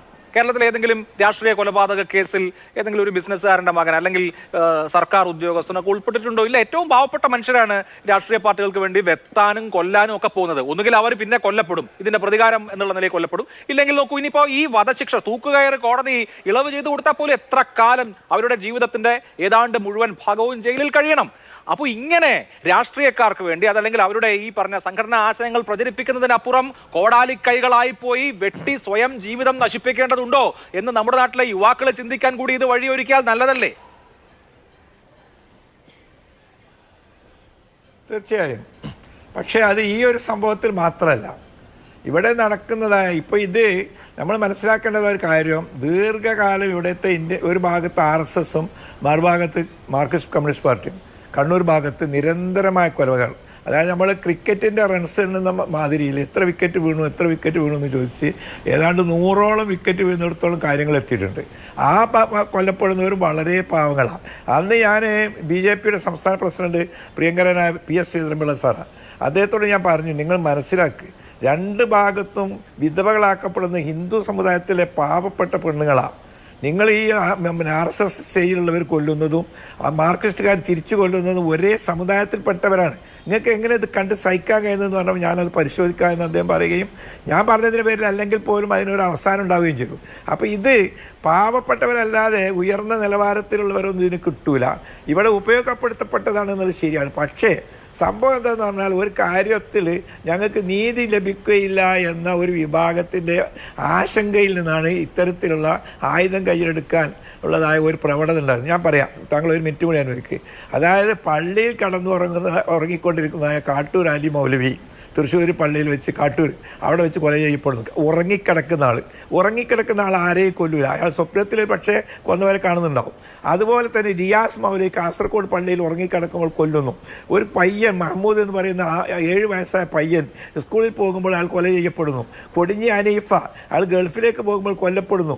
ഇങ്ങനെ നിരന്തരമായ കൊലപാതകങ്ങൾ ഏകപക്ഷീയമായി നടക്കുന്നു. അവയിലൊന്നും തന്നെ ഒരാൾ തൂക്കിക്കൊല്ലപ്പെടുകയോ ശിക്ഷിക്കപ്പെടുകയോ ചെയ്യുന്നില്ല. അത്തരം ഒരു ഘട്ടത്തിൽ ഇനി ആയുധങ്ങൾ കയ്യിലെടുക്കുകയല്ലാതെ നിർവാഹമില്ല എന്ന് വിഭാഗം ചിന്തിക്കുന്നുണ്ടെങ്കിൽ എന്തുകൊണ്ടാണ് ഇത്തരം കാര്യങ്ങൾ നിരുത്തരവാദപരമായി ഇവിടുത്തെ ഭരണകൂടം അല്ലെങ്കിൽ അവർ നിയോഗിക്കുന്ന പോലീസ് സംഗതികൾ കൈകാര്യം ചെയ്യാത്തത് എന്ന ചോദ്യം പ്രസക്തല്ലേ? ആ ചോദ്യം പലപ്പോഴും പല ചർച്ചകളിൽ ഞാൻ ചോദിച്ചതാണ്. അതോടൊപ്പം ഇതിനൊന്നുള്ള മറുപടി ഒരു വാക്കുകൂടി പറഞ്ഞിട്ടെ, ഭരണഘടനാ ജനാധിപത്യമല്ലേ, ജുഡീഷ്യലായ പരിഹാരമല്ലേ അതിന് തേണ്ടത്? ഇപ്പൊ അങ്ങ് തന്നെ പറഞ്ഞതുപോലെ മഹാത്മാഗാന്ധിയെ വെടിവെച്ചു കൊന്ന നാടാണ്. മഹാത്മാഗാന്ധിയെ കൊന്ന 2 പേരെ തൂക്കിലേറ്റിയിട്ടാണ് അതിന്റെ ശിക്ഷ നടപ്പാക്കിയത്. ബാക്കിയുള്ളവരെ ജീവപര്യന്തം തടവിനും ശിക്ഷിച്ചു. ഇതിനൊക്കെ നിയമപരമായ പരിഹാരം. ഓരോ ആളുകൾ അങ്ങനെ ചിന്തിച്ചാൽ ഇപ്പോ BJP-കാരൻ ചിന്തിക്കും, ആലപ്പുഴയിൽ തന്നെ നന്ദു എന്ന ചെറുപ്പക്കാരനെ കൊന്നില്ലേ, അതിനുമ്പ് വിശാൽ എന്ന് പറഞ്ഞ ചെറുപ്പക്കാരനെ കൊന്നില്ലേ, അപ്പോൾ പിന്നെ ഞങ്ങൾ തിരിച്ചു കൊല്ലണ്ടേ? ഈ മാനസികാവസ്ഥ അപ്പുറത്തുനിന്നും ഇപ്പുറത്തുനിന്നും ഒക്കെ പ്രകടിപ്പിച്ചാലുള്ള പ്രശ്നം എന്താ അറിയോ? അങ്ങനെ പരസ്പരം തെരുവിൽ കൊന്നു തീർക്കാമെന്ന് തീരുമാനിക്കും മനുഷ്യർ തന്നെ. അങ്ങനെയുള്ള ഈ എക്സ്ട്രാ ജുഡീഷ്യലായ പരസ്പരമുള്ള പ്രതികാരം വീട്ടിലുണ്ട്. ഈ നാട് കുട്ടിച്ചോറാവുകയുള്ളൂ. അല്ലാതെ അതുകൊണ്ട് ആർക്കും നീതി ഒന്നും കിട്ടില്ല. ഒരുത്തനെ വീട്ടിൽ കയറി കൊന്നിട്ട് എന്ത് നീതി കിട്ടാനാ? അല്ല, അപ്പോൾ അതിനെ തുടർന്ന് നമ്മൾ അതിൻ്റെ പരമ്പരകൾ പരിശോധിക്കുകയാണെങ്കിൽ അക്കാലത്ത് അതൊരു നിരന്തരം, അതായത് ആദ്യം BJP മറുഭാഗത്ത് വേഴ്സസ് മാർക്സിസ്റ്റ്, അവരായിരുന്നു നിരന്തരമായി കൊലപാതകങ്ങൾ. തലശ്ശേരി എന്നതിനെ തല അരിഞ്ഞുണ്ടാക്കുന്ന പുളിശ്ശേരി എന്നിവരെ അക്കാലത്ത് പത്രങ്ങളൊക്കെ എഴുതിയിട്ടുണ്ട്. അന്ന് അവർ തമ്മിലായിരുന്നു. ഒരു പരിഹാരം സർക്കാർ ഭാഗത്ത് നിന്ന് അല്ലെങ്കിൽ അധികൃതരുടെ ഭാഗത്ത് നിന്ന് ശരിയായ ക്രിയാത്മകമായ ഇടപെടലില്ലാത്തത് കൊണ്ടാണ് ഇത് സംഭവിക്കുന്നത്. ഒരിക്കലും തന്നെ ന്യൂനപക്ഷ സമുദായങ്ങൾ തിരിച്ചടിക്കുന്ന ഒരു വഴി സ്വീകരിക്കാൻ പാടില്ല എന്ന ഉറച്ച വിശ്വാസമാണ് ന്യൂനപക്ഷ അംഗമായി ഞങ്ങൾ പറയുന്നത്. കാരണം ഇവിടുത്തെ ഭൂരിപക്ഷ സമുദായം ഒന്നടങ്കം ഇങ്ങോട്ട് മെനക്കെട്ടാണെങ്കിൽ എന്തായിരിക്കും അവസ്ഥ? അതുകൊണ്ട് ക്ഷമയോടുകൂടിയും അതോടൊപ്പം ഇതിൽ ഭരണഘടനയിൽ വിശ്വാസം അർപ്പിച്ചുകൊണ്ടും നീതിന്യായ കോടതികളെ വഴിപ്പെട്ടുകൊണ്ടും നമ്മൾ പ്രവർത്തിക്കുക. ഒരു രക്ഷയുമില്ലെങ്കിൽ അവർ ഇതിനു വേണ്ടിയിട്ട് പ്രതിരോധിക്കുക. ഇതിലിപ്പോ SDPI ന്യൂനപക്ഷത്തിന്റെയും BJP ഭൂരിപക്ഷത്തിന്റെയും ഒന്നും പ്രാതിനിധ്യമായിട്ട് എടുക്കണ്ട. അത് രണ്ട് സംഘടനകളാണ്. 2 സംഘടനകൾ തമ്മിൽ അടിയുണ്ടാക്കി അതിന്റെ ആളുകൾ കൊല്ലപ്പെടുന്നതിൽ ഇനിയിപ്പോ ആ ബന്ധപ്പെട്ട വിഭാഗങ്ങളിലെ മതവിഭാഗങ്ങളിലെ ആളുകൾക്കെല്ലാം ഉത്തരവാദിത്വം പറയാൻ പറ്റില്ലല്ലോ. അത് 2 സംഘടനകളുടെ കാര്യം. ശ്രീ P. കൃഷ്ണദാസ്, ഇവിടുത്തെ പ്രമാദമായ രാഷ്ട്രീയ കൊലപാതകങ്ങൾ നമുക്കറിയാം. KV സുധീഷിനെ ഒരു പുലർച്ചെ വീട്ടിൽ കയറി അച്ഛൻ്റെ അമ്മയുടെ മുമ്പിലിട്ട്, ഇത് മാതാപിതാക്കളുടെ മുമ്പിലിട്ടാണ് എന്നതുപോലെ തന്നെ അച്ഛൻ്റെയും അമ്മയുടെയും മുമ്പിലിട്ട് വെട്ടിക്കൊന്ന അനുഭവം നമുക്കുണ്ട്. KT ജയകൃഷ്ണൻ സ്കൂളിൽ പഠിപ്പിച്ചുകൊണ്ടിരിക്കുമ്പോൾ ക്ലാസ് മുറിയിൽ കുഞ്ഞുങ്ങൾ, ചെറിയ 7ാം ക്ലാസ്സിൽ പഠിക്കുന്ന കുഞ്ഞുങ്ങൾ നോക്കി നിൽക്കെ വെട്ടിക്കൊന്ന അനുഭവമുണ്ട്. ഇങ്ങനെ ഒരുപാട് നിഷ്ഠൂരമായ കുറ്റകൃത്യങ്ങൾ നടന്നിട്ടുണ്ട് നമ്മുടെ നാട്ടിൽ രാഷ്ട്രീയ കൊലകളുടെ പേരിൽ. അതിലൊന്നും വധശിക്ഷ നടപ്പായിട്ടില്ല. ഇവിടെ വധശിക്ഷ വിധിച്ചിട്ടുണ്ട്. ഈ വധശിക്ഷ നടപ്പാകുമെന്ന് താങ്കൾ ഒരു അഭിഭാഷകൻ എന്നുള്ള നിലയിൽ വിചാരിക്കുന്നുണ്ടോ? സാധ്യത തുലോം തുച്ഛമല്ലേ? അഭിലാഷ്, നമ്മുടെ രാജ്യത്ത് ക്രിമിനൽ നടപടിക്രമം അനുസരിച്ച് ഒരു ട്രയൽ നടക്കുമ്പോൾ അതിൽ നേരത്തെ അഭിഭാഷകർ ശ്രീ മുഹമ്മദ് ഷായും അതുപോലെ തന്നെ പ്രതാപ് പടിക്കലും അതുപോലെ തന്നെ ശ്രീ രാജ്മോഹനും ഒക്കെ സൂചിപ്പിച്ചതുപോലെ തന്നെ നമ്മുടെ ക്രിമിനൽ നടപടിക്രമത്തിൻ്റെ ഭാഗമായിട്ടുള്ള ഒരു കുറ്റമറ്റ വിചാരണ നടക്കുമ്പോഴാണ് ഒരു കൃത്യമായിട്ടുള്ള ശിക്ഷയിലേക്ക് ഒരു കേസ് പോകാൻ വേണ്ടി കഴിയുന്നത്. ഇവിടെ നാം കാണുന്നത് അതിൻ്റെ FIR ഇട്ടിട്ടുള്ള സ്റ്റേജ് മുതൽ കൃത്യം നടന്നതിന് ശേഷമുള്ള പോലീസിൻ്റെ ആദ്യത്തെ നടപടി മുതൽ ഇപ്പോൾ ശിക്ഷ വിധിക്കുന്നത് വരെയുള്ള നടപടിക്രമങ്ങൾ കൃത്യമായി പ്രോസിക്യൂഷന് കൊണ്ടുപോകാൻ കഴിഞ്ഞു. അതിലൊരു ടീമായി നിന്നുകൊണ്ട്, അതാണ് നമ്മൾ നേരത്തെ പറഞ്ഞിട്ടുള്ള ഒരു പ്രധാനപ്പെട്ട വാചകം, ഒരു ടീമായി നിന്നുകൊണ്ട് അന്വേഷണ ഉദ്യോഗസ്ഥനും പ്രോസിക്യൂട്ടറുമെല്ലാം കൃത്യമായി അതിൻ്റെ തെളിവുകൾ നിരത്തുകയും അതിൻ്റെ കാര്യകാരണ സഹിതം അതിൻ്റെ സാക്ഷികളെ കൃത്യമായി കോടതിയിൽ അത് തെളിയിക്കുന്ന രീതിയിലേക്ക് കൊണ്ടുവരാൻ കഴിയുകയും അതിൽ ഉപയോഗിച്ചിട്ടുള്ള ആയുധങ്ങൾ, അതിനുവേണ്ടി വന്നിട്ടുള്ള നടപടിക്രമങ്ങൾ, അതുമായി ബന്ധപ്പെട്ടുകൊണ്ട് പ്രതികൾ നടത്തിയിട്ടുള്ള ഇടപാടുകൾ, അതിൻ്റെ സൈബർ ഇടപാടുകളുമായി ബന്ധപ്പെട്ടുകൊണ്ട് നടന്നിട്ടുള്ള കാര്യങ്ങൾ, ഈ തരത്തിൽ ഏതെല്ലാം തരത്തിൽ ഒരു കേസിൻ്റെ കണ്ണുകളെ കൂട്ടിയിണക്കാമോ, അതിൻ്റെ എവിഡൻസിൻ്റെ ചെയിൻ എങ്ങനെ പൂർത്തിയാക്കാൻ കഴിയുമോ, ആ ചെയിൻ പൂർത്തിയാക്കുന്ന സമയത്താണ് ഒരു കൃത്യമായിട്ടുള്ള അന്വേഷണം അതിൻ്റെ ഒരു പരിസമാപ്തിയിലേക്ക് എത്താൻ വേണ്ടി കഴിയുന്നത്. ഇവിടെ ആ തരത്തിൽ പ്രോസിക്യൂഷൻ ആ കാര്യത്തിൽ വിജയിച്ചിരിക്കുന്നു എന്നുള്ളതാണ് ഒരു പ്രധാനപ്പെട്ട കാര്യം. അതിൽ പ്രോസിക്യൂഷനെ അഭിനന്ദിക്കാതിരിക്കാൻ വയ്യ. അതേത് കേസിലാണെങ്കിലും, പ്രത്യേകിച്ച് ഈ കേസിനെ സംബന്ധിച്ചുള്ള ഒരു അപൂർവങ്ങളിൽ അത്യപൂർവമാണെന്ന് ബഹുമാനപ്പെട്ട കോടതി കണ്ടെത്തുകയും അതേസമയം തന്നെ അതിൽ എല്ലാ പ്രതികൾക്കും വധശിക്ഷ വിധിക്കുന്ന സ്ഥിതിയിലേക്കും പോകാനുള്ള കാരണം അത് നേരത്തെ ശ്രീ മുഹമ്മദ് ഷാ സൂചിപ്പിച്ചതുപോലെ നേരത്തെ സുപ്രീം കോടതിയുടെ വിധികളിൽ സൂചിപ്പിക്കുന്ന ഒരു ആൾക്ക് അല്ലെങ്കിൽ ഒരു കൂട്ടം ആളുകൾക്ക് വധശിക്ഷ നൽകാൻ കഴിയുന്ന അപൂർവങ്ങളിൽ അത്യപൂർവമായിട്ടുള്ള കേസുകൾക്ക് പരിഗണിക്കപ്പെടേണ്ട മാനദണ്ഡങ്ങൾ, ആ മാനദണ്ഡങ്ങൾ പൂർണ്ണമായും ഈ കേസിൽ പാലിക്കപ്പെട്ടിരിക്കുന്നു, നടത്തപ്പെട്ടിരിക്കുന്നു, അതിൻ്റെ നടപടിക്രമങ്ങൾ പൂർത്തീകരിക്കപ്പെട്ടിരിക്കുന്നു. സുപ്രീം കോടതി പറഞ്ഞിട്ടുള്ള പ്രതികളുടെ മാനസികാവസ്ഥ പരിശോധിക്കുന്നതിൻ്റെ കാര്യത്തിലാണെങ്കിലും, പ്രതികൾക്ക് അതിനുശേഷം ഉണ്ടായിട്ടുള്ള മാനസികമായിട്ടുള്ള അവരുടെ അവസ്ഥ പരിശോധിക്കുന്ന കാര്യത്തിലാണെങ്കിലും, ഇവർ ജയിലിൽ പെരുമാറുന്നതിനെ സംബന്ധിച്ചിട്ടുള്ള കാര്യങ്ങളാണെങ്കിലും, അവരുടെ സോഷ്യൽ സ്റ്റാറ്റസിനെ സംബന്ധിക്കുന്ന കാര്യങ്ങളാണെങ്കിലും, ഈ തരത്തിൽ മുഴുവൻ കാര്യങ്ങളും പരിശോധിച്ചതിന് ശേഷം കോടതി ആ പ്രതികൾ കുറ്റക്കാരാണ് എന്ന് മാത്രമല്ല അവർ പരമാവധി ശിക്ഷയ്ക്ക് അർഹരാണ് എന്ന് കണ്ടെത്തിയിരിക്കുന്നു എന്നുള്ളതാണ്. ഇത് നമ്മുടെ സമൂഹത്തിൽ നേരത്തെ ശ്രീ അഭിലാഷ് സൂചിപ്പിച്ചതുപോലെ തന്നെ നമ്മുടെ സമൂഹത്തിൽ ഒരു പൊതുവായിട്ടുള്ള ചിന്തക്ക്, അതായത് ഏതെങ്കിലും തരത്തിലുള്ള ഒരു എക്സ്ട്രീമിസ്റ്റ് നടപടികളിലേക്ക് ആളുകൾ പോകുന്നതിന്, അത് ആരാണെങ്കിലും, ഏത് വിഭാഗത്തിൽപ്പെട്ടിട്ടുള്ള ആളുകളാണെങ്കിലും, ഏത് രാഷ്ട്രീയത്തിൽ പെട്ടിട്ടുള്ള ആളുകളാണെങ്കിലും, അവരെല്ലാം ആ തരത്തിലൊരു ചിന്തയിലേക്ക്, ഒരു കൊലയ്ക്ക് കൊല എന്ന് പറയുന്ന ഒരു നടപടിക്ക് മറ്റൊരു നടപടി എന്ന് പറയുന്ന തരത്തിലേക്ക് പോകുന്നതിന് ഒരു പക്ഷേ ഒരു തിരിച്ചു ചിന്തക്കോ അല്ലെങ്കിൽ ഒരു തിരിച്ചുള്ള നടത്തത്തിനോ ഉള്ള സാധ്യത ഒരുക്കുന്നതാണ്. പിന്നെ ഇതിനെ സംബന്ധിച്ച് അങ്ങ് എന്നോട് ചോദിച്ച ചോദ്യം, അത് പൂർത്തിയാക്കാൻ കഴിയുമോ എന്നുള്ളത്, നമ്മുടെ ക്രിമിനൽ സിസ്റ്റം അനുസരിച്ച് അതിൽ താഴെ കോടതി ഒരു വിധി പ്രഖ്യാപിച്ചാൽ അത് അപ്പീൽ കോടതിയിൽ വരുമ്പോൾ, അത് ഹൈക്കോടതിയിലോ സുപ്രീം കോടതിയിലോ വരുന്ന സമയത്ത് വിധി ശരിവെക്കുന്ന സാഹചര്യങ്ങളും ഉണ്ടായിട്ടുണ്ട്, വിധി റിവേഴ്സ് ചെയ്യപ്പെടുന്ന സാഹചര്യം ഉണ്ടായിട്ടുണ്ട്, അത് റിമാൻഡ് ചെയ്യപ്പെടുന്ന സാഹചര്യം ഉണ്ടായിട്ടുണ്ട്, അതെല്ലാം ഉണ്ടായിട്ടുണ്ട്. അതെല്ലാം ഓരോരോ കേസുകളുടെ രീതിയും സ്വഭാവവും അതിൽ എടുത്തിട്ടുള്ള നടപടിക്രമങ്ങളും അതിൽ പ്രോസിക്യൂഷൻ നടത്തിയിട്ടുള്ള കുറ്റമറ്റ രീതിയിലുള്ള അതിൻ്റെ പൂർത്തീകരണവുമാണ്. അതങ്ങനെ ഹൈക്കോടതിക്ക് ബോധ്യപ്പെട്ടാലും സുപ്രീം കോടതിക്ക് ബോധ്യപ്പെട്ടാലും അതിൽ മാറ്റമൊന്നും ഉണ്ടാവണമെന്നില്ല. നേരത്തെയും 8 പ്രതികളെയും 12 പ്രതികളെയും 7 പ്രതികളെയും ഒക്കെ വധശിക്ഷയ്ക്ക് വിധിച്ചിട്ടുള്ള സാഹചര്യങ്ങൾ നേരത്തെ നമ്മുടെ രാജ്യത്തുണ്ടായിട്ടുണ്ട്. അപ്പോൾ അത് തെളിയിക്കപ്പെടുന്ന വസ്തുതകളുടെയും യാഥാർത്ഥ്യങ്ങളുടെയും തെളിവുകളുടെയും അടിസ്ഥാനത്തിലാണ്. പിന്നെ ശ്രീ ഒ അബ്ദുള്ള സൂചിപ്പിച്ച ഒരു കാര്യത്തെ എനിക്ക് കൂട്ടി വായിക്കാതിരിക്കാൻ വയ്യ. നമ്മൾ എന്ത് കാണുമ്പോഴും അതിനകത്തേക്ക് ഒരു പക്ഷം ചേർന്നുകൊണ്ട് സംസാരിക്കുക എന്ന് പറയുന്ന ഒരു രീതി ശരിയാണോ എന്നുള്ളത് പരിശോധിക്കപ്പെടേണ്ടതാണ്. അതിൻ്റെ ഉദാഹരണം അദ്ദേഹം പറഞ്ഞപ്പോൾ അദ്ദേഹം സൂചിപ്പിക്കാൻ വേണ്ടി ആഗ്രഹിക്കുന്നത്, ഒരു വിഭാഗം ആളുകൾ അവർക്കെല്ലാം എന്തോ നീതി നിഷേധിക്കപ്പെട്ടു, അതിൻ്റെ റിട്ടാലിയേഷൻസ് ഉണ്ടായിക്കൊണ്ടിരിക്കുന്നു. എവിടെയാണ് നീതി നിഷേധിക്കപ്പെട്ടത്? അങ്ങനെയാണെങ്കിൽ എനിക്ക് ശ്രീ ഒ അബ്ദുള്ളോട് സൂചിപ്പിക്കാനുള്ളത്, 2002, 2003 കാലഘട്ടത്തിൽ മാറാട് നടന്നിട്ടുള്ള കൂട്ടക്കൊലയ്ക്ക് ശേഷം കേരളത്തിൽ എന്തെങ്കിലും ഒരു റിട്ടാലിയേഷൻ ഉണ്ടായോ? അദ്ദേഹം ഉത്തരം പറയണ്ടേ? ഏതെങ്കിലും ഒറ്റപ്പെട്ട സംഭവങ്ങൾക്ക് റിട്ടാലിയേഷൻസ് ഉണ്ടായിട്ടുണ്ടാവും. നേരത്തെ ശ്രീ അഭിലാഷ് സൂചിപ്പിച്ചതുപോലെ ഒറ്റപ്പെട്ട രാഷ്ട്രീയ കൊലപാതകങ്ങൾക്ക് ഒറ്റപ്പെട്ട രാഷ്ട്രീയ പ്രത്യാഘാതങ്ങൾ ഉണ്ടായിട്ടുണ്ടാവും, അതിൻ്റെ പ്രതികരണങ്ങൾ ഉണ്ടായിട്ടുണ്ടാവും. പക്ഷേ ഒരു മസാക്കർ എന്ന് പറയുന്നത്, കേരളത്തിലൊരു മസാക്കർ എന്ന് പറഞ്ഞ് നടന്നിട്ടുള്ളത് മാറാട് കൂട്ടക്കൊലയാണ്. ആ മാറാട് കൂട്ടക്കൊലയ്ക്ക് 2003 അതിനുശേഷം 8 പേർ മരണപ്പെട്ടതിന് ശേഷം ഏതെങ്കിലും ഒരു തിരിച്ചടി ഉണ്ടായോ, ഏതെങ്കിലും ഒരു റിട്ടാലിയേഷൻ ഉണ്ടായോ? അപ്പം നമ്മുടെ സമൂഹം അത് പരിശോധിക്കാനും അതിൽ കൃത്യമായിട്ടുള്ള പരിഹാരം കണ്ടെത്താനും അതിൽ സംയമനം പാലിക്കാനും കൃത്യമായി അതിൽ ഏത് തരത്തിൽ സമൂഹത്തെ മുന്നോട്ട് കൊണ്ടുപോകണമെന്ന് ധരിക്കാനും കഴിവും പ്രാപ്തിയുമുള്ള ആളുകൾ ഉള്ളതുകൊണ്ടാണ്.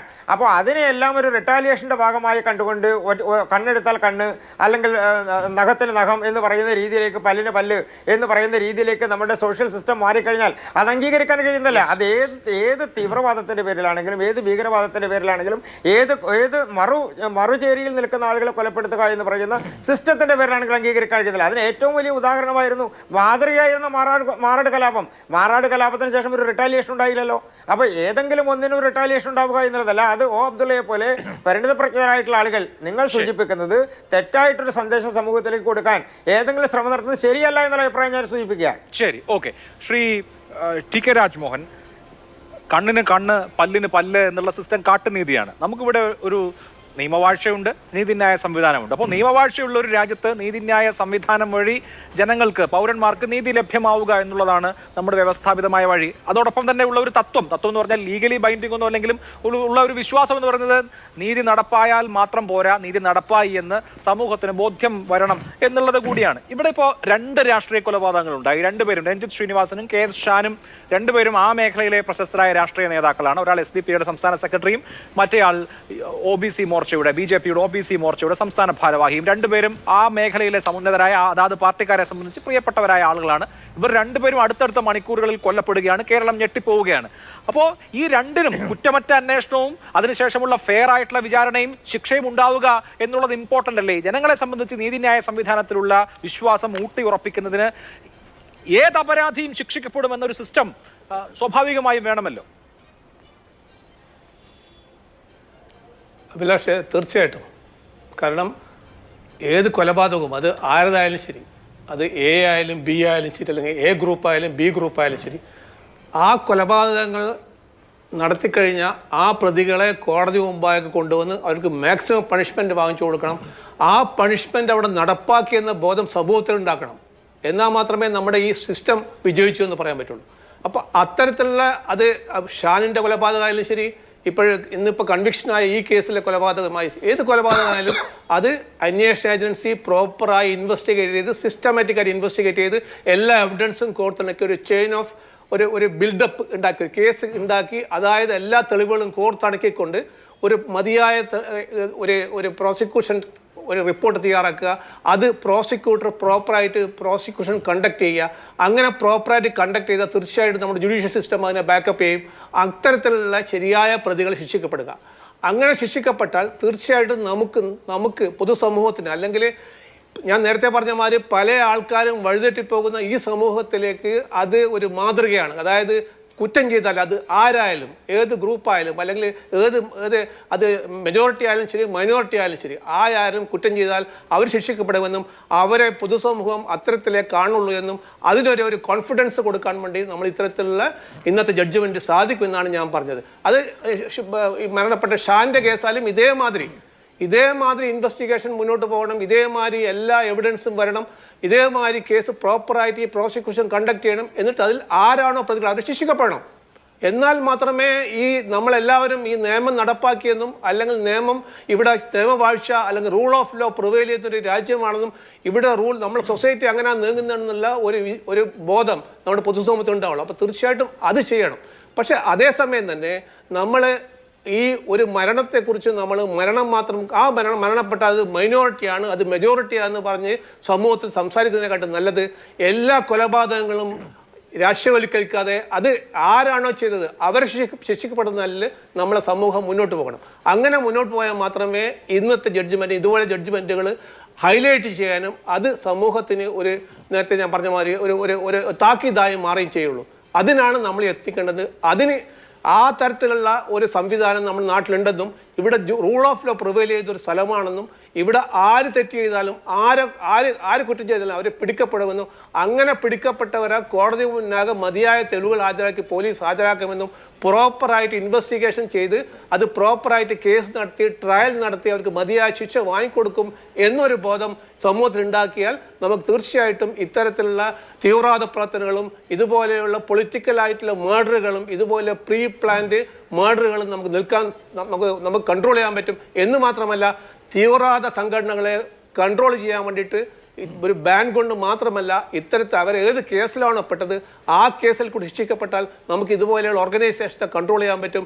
സമൂഹത്തിൽ നമ്മളെല്ലാം ഉദ്ദേശിക്കുന്ന ഇപ്പം ഇന്ന് ജനുവരി 30 നമ്മുടെ രാഷ്ട്രപിതാവ് എന്താണ് വിഭാവനം ചെയ്തത് അത്തരത്തിലുള്ള സമൂഹം കെട്ടിപ്പടുക്കാൻ നമുക്ക് തീർച്ചയായും സാധിക്കും എന്നാണ് എനിക്ക് പറയാനുള്ളത്. യെസ്, അഡ്വക്കേറ്റ് മുഹമ്മദ് ഷാ, നമുക്കറിയാം കണ്ണൂരിലൊക്കെ ഉത്തര മലബാറിൽ പല ഭാഗത്തും 90കളുടെ അവസാനവും കഴിഞ്ഞ പതിറ്റാണ്ടിലൊക്കെ വലിയ രൂക്ഷമായ രാഷ്ട്രീയ ആക്രമണങ്ങൾ ഉണ്ടായിട്ടുണ്ട്. ഒരു അടുത്തടുത്ത ദിവസങ്ങളിൽ തന്നെ 4-5 പേരൊക്കെ മരിക്കുന്ന, നേരത്തെ ഇവിടെ ശ്രീ അബ്ദുള്ള പറഞ്ഞതുപോലെ സ്കോർ കാർഡ് എന്ന് പറയാവുന്ന വിധത്തിൽ രണ്ട് പക്ഷത്തും ആളുകൾ കൊല്ലപ്പെടുന്ന ഒരു സാഹചര്യം ഉണ്ടായിരുന്നു. അത് മാറി. കഴിഞ്ഞ 6-7 വർഷമായി അത് ഏറെക്കുറെ സമ്പൂർണ്ണമായി മാറി. ഏറ്റവും ഒടുവിൽ നമ്മുടെ സംസ്ഥാനത്ത് ആലപ്പുഴയിലും അതുപോലെ തന്നെ പാലക്കാടുമാണ് ഇതുപോലെ ചേരിതിരിഞ്ഞ് നമ്പർ വ്യക്തമാക്കുന്ന വിധത്തിലുള്ള കൊലപാതകം നടന്നത്. എന്തായാലും 2 വർഷം കൊണ്ട് ഇപ്പോൾ അതിനും ഒരു ശമനമുണ്ട്. ഇതുപോലെയുള്ള കാര്യങ്ങൾ ആവർത്തിക്കപ്പെടാതിരിക്കുക എന്നുള്ളത് പ്രധാനമാണല്ലോ. അവിടെ ഓരോ കേസിലും കൃത്യമായി ശിക്ഷ ഉണ്ടാവുന്നുണ്ട് എന്നുള്ളത് പോലെ തന്നെ രാഷ്ട്രീയ പാർട്ടികളും കൊല്ലലല്ല, നമുക്ക് സംവാദമാണ് വേണ്ടത് എന്ന പോയിന്റിലേക്ക് എത്തുകയും കൂടെ വേണ്ടേ?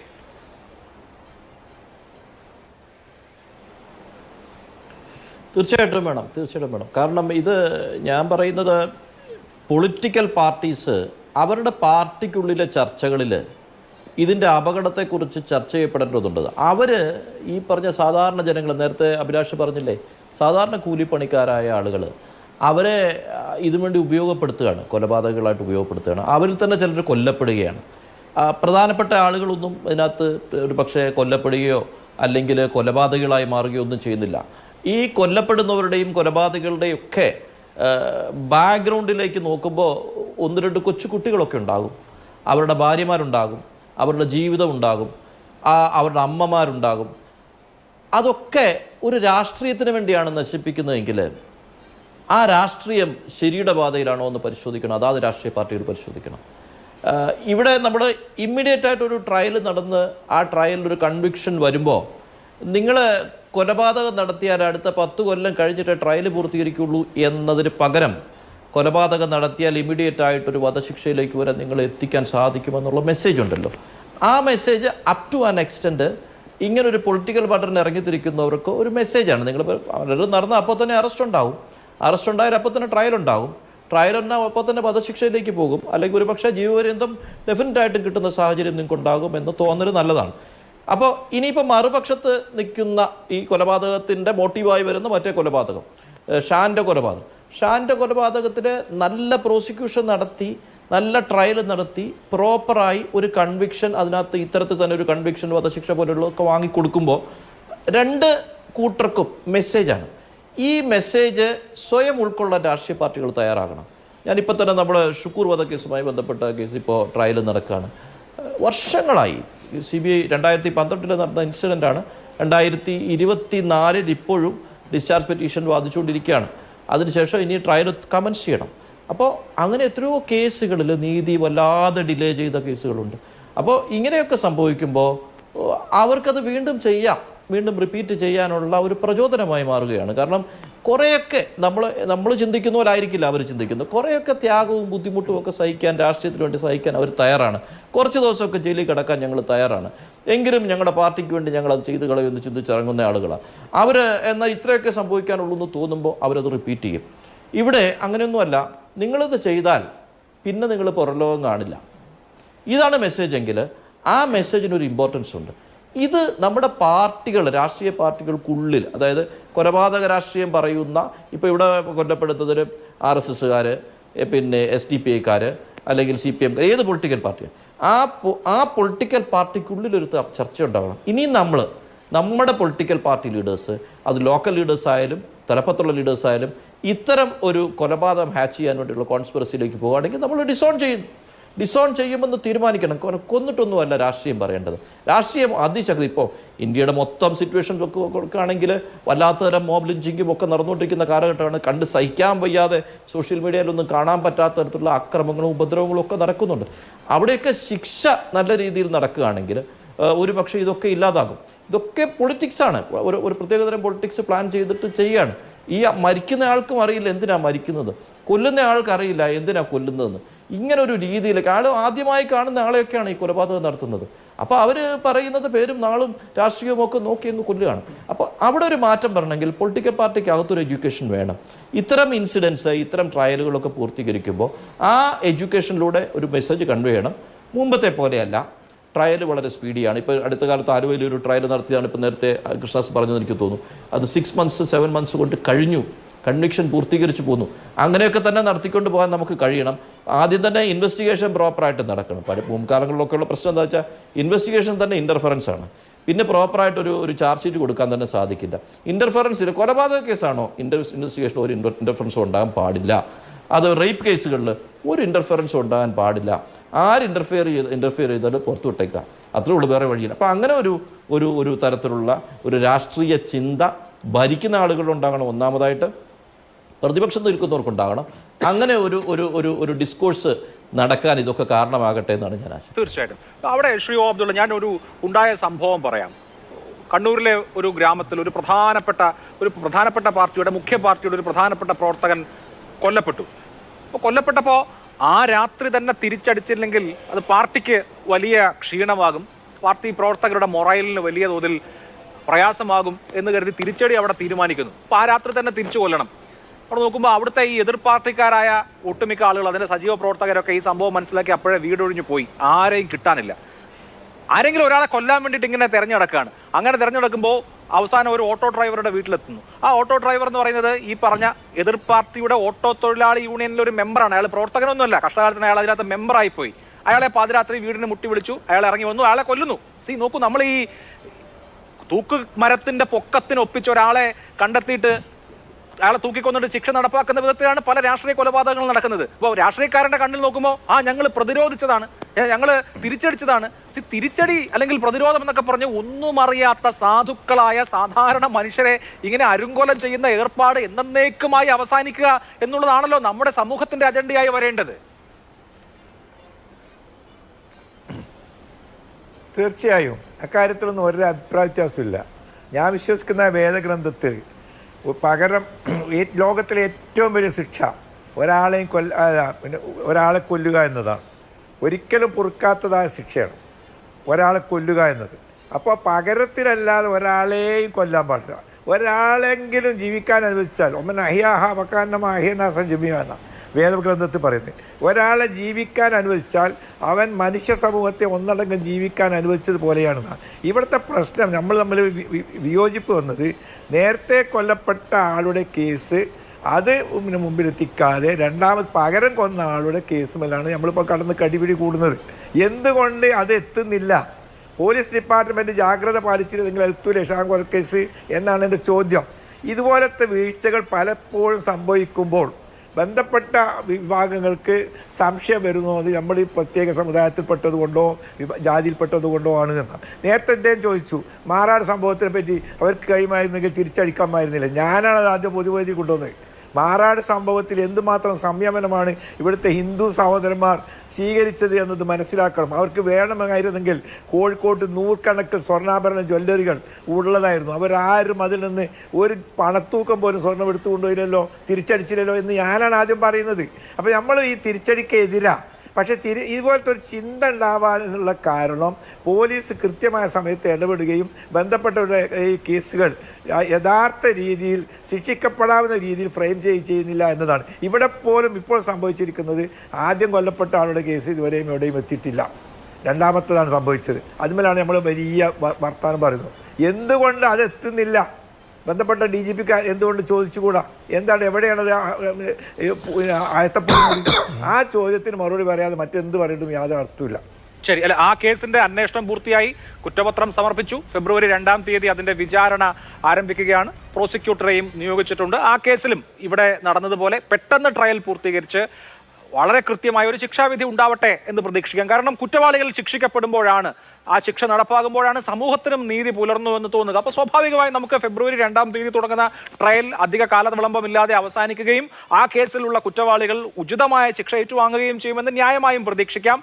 ചർച്ച അവസാന ഘട്ടത്തിലേക്കാണ്. പി കൃഷ്ണദാസ്, ഞങ്ങൾ കൊന്നാലും ഞങ്ങളുടെ പാർട്ടി ഞങ്ങളെ സംരക്ഷിച്ചോളും, ഞങ്ങൾക്കൊരു കുഴപ്പവും വരില്ല എന്നുള്ള തോന്നൽ കൊണ്ടായിരിക്കുമല്ലോ ഈ രാഷ്ട്രീയ പാർട്ടികളുടെ കില്ലർ സ്ക്വാഡുകൾ പോയി കൊല്ലുന്നത്. അതിന് ധാരാളം ഉദാഹരണങ്ങൾ നമ്മുടെ സംസ്ഥാനത്ത് ഉണ്ട് താനും. രാഷ്ട്രീയ പാർട്ടികൾ ഈ പ്രൊട്ടക്ഷൻ നിർത്തേണ്ടതിൻ്റെയും കൂടി ആവശ്യമില്ല. ഇപ്പോൾ അടുത്ത കേസിലും ഉചിതമായ ശിക്ഷ, ഇതുപോലെയുള്ള വലിയ സമൂഹം ഒരു തരത്തിൽ ആഗ്രഹിക്കുന്ന തരത്തിലുള്ള ശിക്ഷ വന്നാൽ കുറേയൊക്കെ ഒരു സന്ദേശം ഈ പറഞ്ഞ കൊല്ലാൻ പോകുന്ന ആളുകൾക്കും കിട്ടിയേക്കും. പലപ്പോഴും നമുക്കറിയാം, മുമ്പൊക്കെ ശരിയായ പ്രതികളെ ഒന്നുമല്ല, പാർട്ടിക്കാർ കൊടുക്കുന്ന പ്രതികളെ ഇട്ട് കേസുണ്ടാക്കും, അവർക്കെതിരെ പ്രോപ്പറായ തെളിവൊന്നും ഉണ്ടാവില്ല. ആ കേസ് എന്ന് പറയുന്നത് ഹയർ കോടതികളിൽ എത്തുമ്പോൾ തള്ളിപ്പോവും. ധാരാളം ഉദാഹരണങ്ങൾ നമ്മുടെ മുമ്പിലുണ്ട്. അപ്പോൾ ഈ കൊല്ലുന്നവരെ സംരക്ഷിക്കുന്ന ഏർപ്പാടും കൂടി നിർത്തണ്ടേ? അഭിലാഷ്, അങ്ങനെ ഒരു ജനറൽ സ്റ്റേറ്റ്മെൻറ്റ് നമ്മൾക്ക് കഴിയില്ല. അതിൻ്റെ പ്രധാനപ്പെട്ട കാരണം, അങ്ങനെ പൊളിറ്റിക്കൽ പാർട്ടികൾ ഒരു മനഃപൂർവ്വമായി ആരെങ്കിലും കൊല്ലാൻ പറയുകയോ മനഃപൂർവ്വമായി ആരെങ്കിലും സംരക്ഷിക്കുകയോ ചെയ്യുന്നൊരു നിലപാട് പൊതുവായി ഇല്ല. പക്ഷേ ഒരു റിട്ടാലിയേഷൻ എന്ന് പറയുന്നതും ഒരു തർക്കമുണ്ടാകുമ്പോൾ അല്ലെങ്കിൽ ഒരു പ്രശ്നമുണ്ടാകുമ്പോൾ ആ പ്രശ്നത്തിൻ്റെ ഭാഗമായി ഏതെങ്കിലും തർക്കങ്ങളുണ്ടാവുക അല്ലെങ്കിൽ അതിൽ അക്രമം ഉണ്ടാവുക എന്നൊക്കെ ഉള്ളത് പലപ്പോഴും നാം കണ്ടിട്ടുണ്ട്. അങ്ങനെയുള്ള സംഭവങ്ങൾ നടക്കുന്ന സമയത്ത് സ്വാഭാവികമായും സംരക്ഷിക്കുന്നുണ്ടോ എന്ന് അങ്ങ് ഡയറക്റ്റായി ചോദിച്ചാൽ ഒരു പക്ഷേ സാഹചര്യത്തിനനുസരിച്ച് പല രാഷ്ട്രീയ പാർട്ടികളെ സംബന്ധിച്ചും അവരുടെ പ്രവർത്തകർ എന്നുള്ള നിലക്ക് അത് മരണപ്പെട്ട വീടുകളെ സംബന്ധിച്ചാണെങ്കിലും കൊല ചെയ്യപ്പെട്ട വീടുകളെ സംബന്ധിച്ചാണെങ്കിലും അവിടുത്തെ ആളുകളെ സംബന്ധിച്ചാണെങ്കിലും അതിൽ പ്രതിചേർക്കപ്പെട്ടിട്ടുള്ള ആളുകളെ സംബന്ധിച്ചാണെങ്കിലും ഒക്കെ പലതരത്തിലും ഒരു സംരക്ഷണം ഒരുക്കുന്നുണ്ടോ എന്നുള്ളത് പരിശോധിക്കപ്പെടേണ്ടത് തന്നെയാണ്. പക്ഷേ അതേസമയം തന്നെ സമൂഹത്തിൽ അതല്ല യഥാർത്ഥത്തിൽ നടക്കുന്ന ഒരു പ്രക്രിയ എന്ന് പറയുന്നത്. തെറ്റിദ്ധരിപ്പിക്കപ്പെടുക എന്ന് പറയുന്ന ഒരു പൊളിറ്റിക്കൽ പ്രോസസ്സ്, അതായത് നമ്മുടെ സമൂഹത്തിൽ ഇങ്ങനെ ഒരു ജനറൽ ഒരു ഇഷ്യൂവിനെ കോൺസെൻട്രേറ്റ് ചെയ്തുകൊണ്ട് അത് ഞങ്ങൾക്ക് എന്തോ വലിയ നഷ്ടമുണ്ടായി, ആ നഷ്ടമുണ്ടായത് കൊണ്ട് ഞങ്ങൾ നേരത്തെ അഭിലാഷ് തന്നെ സൂചിപ്പിച്ച ഉദാഹരണത്തിൽ പറഞ്ഞതുപോലെ അങ്ങനൊരു നഷ്ടമുണ്ടാകുമ്പോൾ ആ നഷ്ടത്തിന് ഞങ്ങളൊരു പരിഹാരം കണ്ടെത്തണം. ആ പരിഹാരം എന്നുള്ളത് ഒരു കൊലപാതകമാണ് എന്നുള്ളതിലേക്ക് പോകാൻ ഏതെങ്കിലും ഒരു വിഭാഗം ആളുകൾ അല്ലെങ്കിൽ ഏതെങ്കിലും ഒരു നേതൃത്വമാണെങ്കിലും താഴെത്തട്ടിലുള്ള ആളുകളാണെങ്കിലും ആരാണെങ്കിലും അങ്ങനെ ഒരു ചിന്താഗതിയിലേക്കും അങ്ങനെ ഒരു തീരുമാനത്തിലേക്കും എത്തുക എന്ന് പറയുന്നതിനെ ഒഴിവാക്കുക എന്നുള്ളതാണ്. അതാണ് നേരത്തെ ശ്രീ മുഹമ്മദ് ഷായും എല്ലാം സൂചിപ്പിച്ചത്. അതായത് അത് കൃത്യമായ ഇടപെടൽ കൊണ്ട് ആ സാഹചര്യത്തെ ഒഴിവാക്കാൻ കഴിഞ്ഞാൽ, അതുകൊണ്ടാണ് ഞാൻ നേരത്തെ ശ്രീ ഒ അബ്ദുള്ളയുടെ ഒരു ഉദാഹരണം സൂചിപ്പിച്ചത്. അദ്ദേഹം തന്നെ അത് പിന്നീട് തിരിച്ചു പറയുന്ന സാഹചര്യമുണ്ടായി. അതായത് ഒരു സാഹചര്യം ഉണ്ടാകുമ്പോൾ, മാറാട് പോലൊരു കലാപം നടക്കുമ്പോൾ അതിൻ്റെ റിട്ടാലിയേഷൻ ഒഴിവാക്കുക എന്ന് പറയുന്നൊരു പ്രോസസ്സ്, ആ പ്രോസസ്സ് എല്ലാ വിഷയത്തിലും നടന്നാൽ സ്വാഭാവികമായും ഒരു കുറ്റകൃത്യങ്ങൾ എന്ന് പറയുന്നത് അല്ലെങ്കിൽ അങ്ങോട്ടും ഇങ്ങോട്ടും നടക്കുന്ന തർക്കങ്ങൾ എന്ന് പറയുന്നത് പൊളിറ്റിക്കൽ മർഡർ ആണെങ്കിലും അല്ലാത്തതാണെങ്കിലും, നമ്മളിപ്പോൾ 50 പൈസക്ക് വേണ്ടി അല്ലെങ്കിൽ ഒരു തീപ്പെട്ടി ചോദിച്ചു എന്നുള്ളതിന് വേണ്ടി കൊലപാതകം നടക്കുന്ന ഇഷ്യൂസ് നമ്മൾ കേട്ടിട്ടുണ്ട്, റിപ്പോർട്ടുകൾ നമ്മൾ കണ്ടിട്ടുണ്ട്. അങ്ങനെയെല്ലാം വരുന്നത് പെട്ടെന്നുണ്ടാകുന്ന ചില പ്രശ്നങ്ങളുടെ എല്ലാം റിട്ടാലിയേഷൻ എന്നുള്ള നിലക്കാണ്, അല്ലെങ്കിൽ മാനസികാവസ്ഥയുടെ തലത്തിൽ നിന്നുകൊണ്ടാണ്. അത് ചിലത് നമുക്ക് ഒഴിവാക്കാൻ കഴിയുമോ എന്ന് വെച്ചാൽ ഒഴിവാക്കപ്പെടേണ്ടതാണ് സമൂഹത്തിൽ. പക്ഷെ മനഃപൂർവ്വം നടക്കുന്ന പ്രക്രിയകളുണ്ടെങ്കിൽ അല്ലെങ്കിൽ തർക്കങ്ങളുണ്ടെങ്കിൽ ആസൂത്രണങ്ങളുണ്ടെങ്കിൽ ആ ആസൂത്രണങ്ങൾ എവിടെയാണെങ്കിലും അത് നിരുത്സാഹപ്പെടുത്തേണ്ടതും അത് ഇല്ലാതെയാക്കേണ്ടതും അതിനെ ഏത് വിധേനയാണെങ്കിലും അതിനെ മുളയിലെ തന്നെ നുള്ളേണ്ടതുമാണ്. അതിൻ്റെ പ്രധാനപ്പെട്ട കാരണം, ഇപ്പോൾ രഞ്ജിത്ത് ശ്രീനിവാസൻ്റെ ഈ മർഡർ നടക്കുന്ന സമയത്ത് അതിൻ്റെ ഗൂഢാലോചനയുടെ ഭാഗം നമ്മൾ ജഡ്ജ്മെൻറ്റിൽ പരിശോധിച്ചാലും അതിൻ്റെ ചാർജ് ഷീറ്റിൽ പരിശോധിച്ചാലും ഒരു പ്രീ പ്ലാനിങ് എന്ന് പറയുന്നത് ദിവസങ്ങൾക്ക് മുൻപേ ഉണ്ടായിരിക്കുന്നു എന്നുള്ളതാണ്. അതല്ലെങ്കിൽ ഒരു സംഭവത്തിന് ശേഷം തൊട്ടടുത്ത് അക്കമിട്ട് എണ്ണമിട്ട് നിരത്തി റിട്ടാലിയേഷന് വേണ്ടിയിട്ടുള്ള നടപടികൾ ചെയ്യുന്നു എന്നുള്ളതാണ്. അത് ഈ വിഷയത്തിൽ മാത്രമല്ല, പലപ്പോഴും പല കാര്യങ്ങളും നമ്മളത് കണ്ടിട്ടുണ്ട്. കേരളത്തിൽ അത്തരത്തിലുള്ള സാഹചര്യങ്ങൾ നമ്മൾ പലപ്പോഴും ഫേസ് ചെയ്യേണ്ട സാഹചര്യം ഉണ്ടായിട്ടുണ്ട്. അത് നിർഭാഗ്യകരമെന്ന് നമുക്ക് പറയാൻ വേണ്ടി കഴിയും. അത് ഒഴിവാക്കപ്പെടേണ്ടതാണ്, ചർച്ച ചെയ്യപ്പെടേണ്ടതാണ് സമൂഹം. പക്ഷേ ചില സന്ദർഭങ്ങൾ ദൗർഭാഗ്യകരമായി ഉണ്ടായി പോകുന്നു എന്നുള്ളത് വേദനയോടുകൂടി മാത്രമേ ആ കാര്യങ്ങളെ കാണാനും നമുക്ക് കഴിയൂ. തീർച്ചയായിട്ടും. എന്തായാലും എല്ലാ തരത്തിലുള്ള കൊലപാതകങ്ങളും ഇല്ലാതാകണം. ഒരു മനുഷ്യന്റെ ജീവൻ എടുക്കാൻ മറ്റൊരു മനുഷ്യനോ ഒരു കൂട്ടം മനുഷ്യർക്കോ ഒരു അവകാശവുമില്ല. അങ്ങനെ ജീവൻ എടുക്കുന്നത് രാഷ്ട്രീയമല്ല, ജീവൻ എടുക്കുന്നത് പ്രതിരോധമല്ല, ജീവൻ എടുക്കുന്നത് ഏതെങ്കിലും തരത്തിലുള്ള സാമൂഹിക പ്രവർത്തനമല്ല. അത് മനുഷ്യ കുലത്തോട് ചെയ്യുന്ന ഏറ്റവും വലിയ കുറ്റകൃത്യമാണെന്ന ബോധ്യത്തിൽ രാഷ്ട്രീയ കക്ഷികളും ഇനി അങ്ങോട്ട് പ്രവർത്തിച്ചാൽ ഇതുപോലെയുള്ള കാര്യങ്ങൾ ഒഴിവാക്കാൻ കഴിയും. വളരെ നന്ദി എൻ്റെ എല്ലാ പാനലിസ്റ്റുകൾക്കും.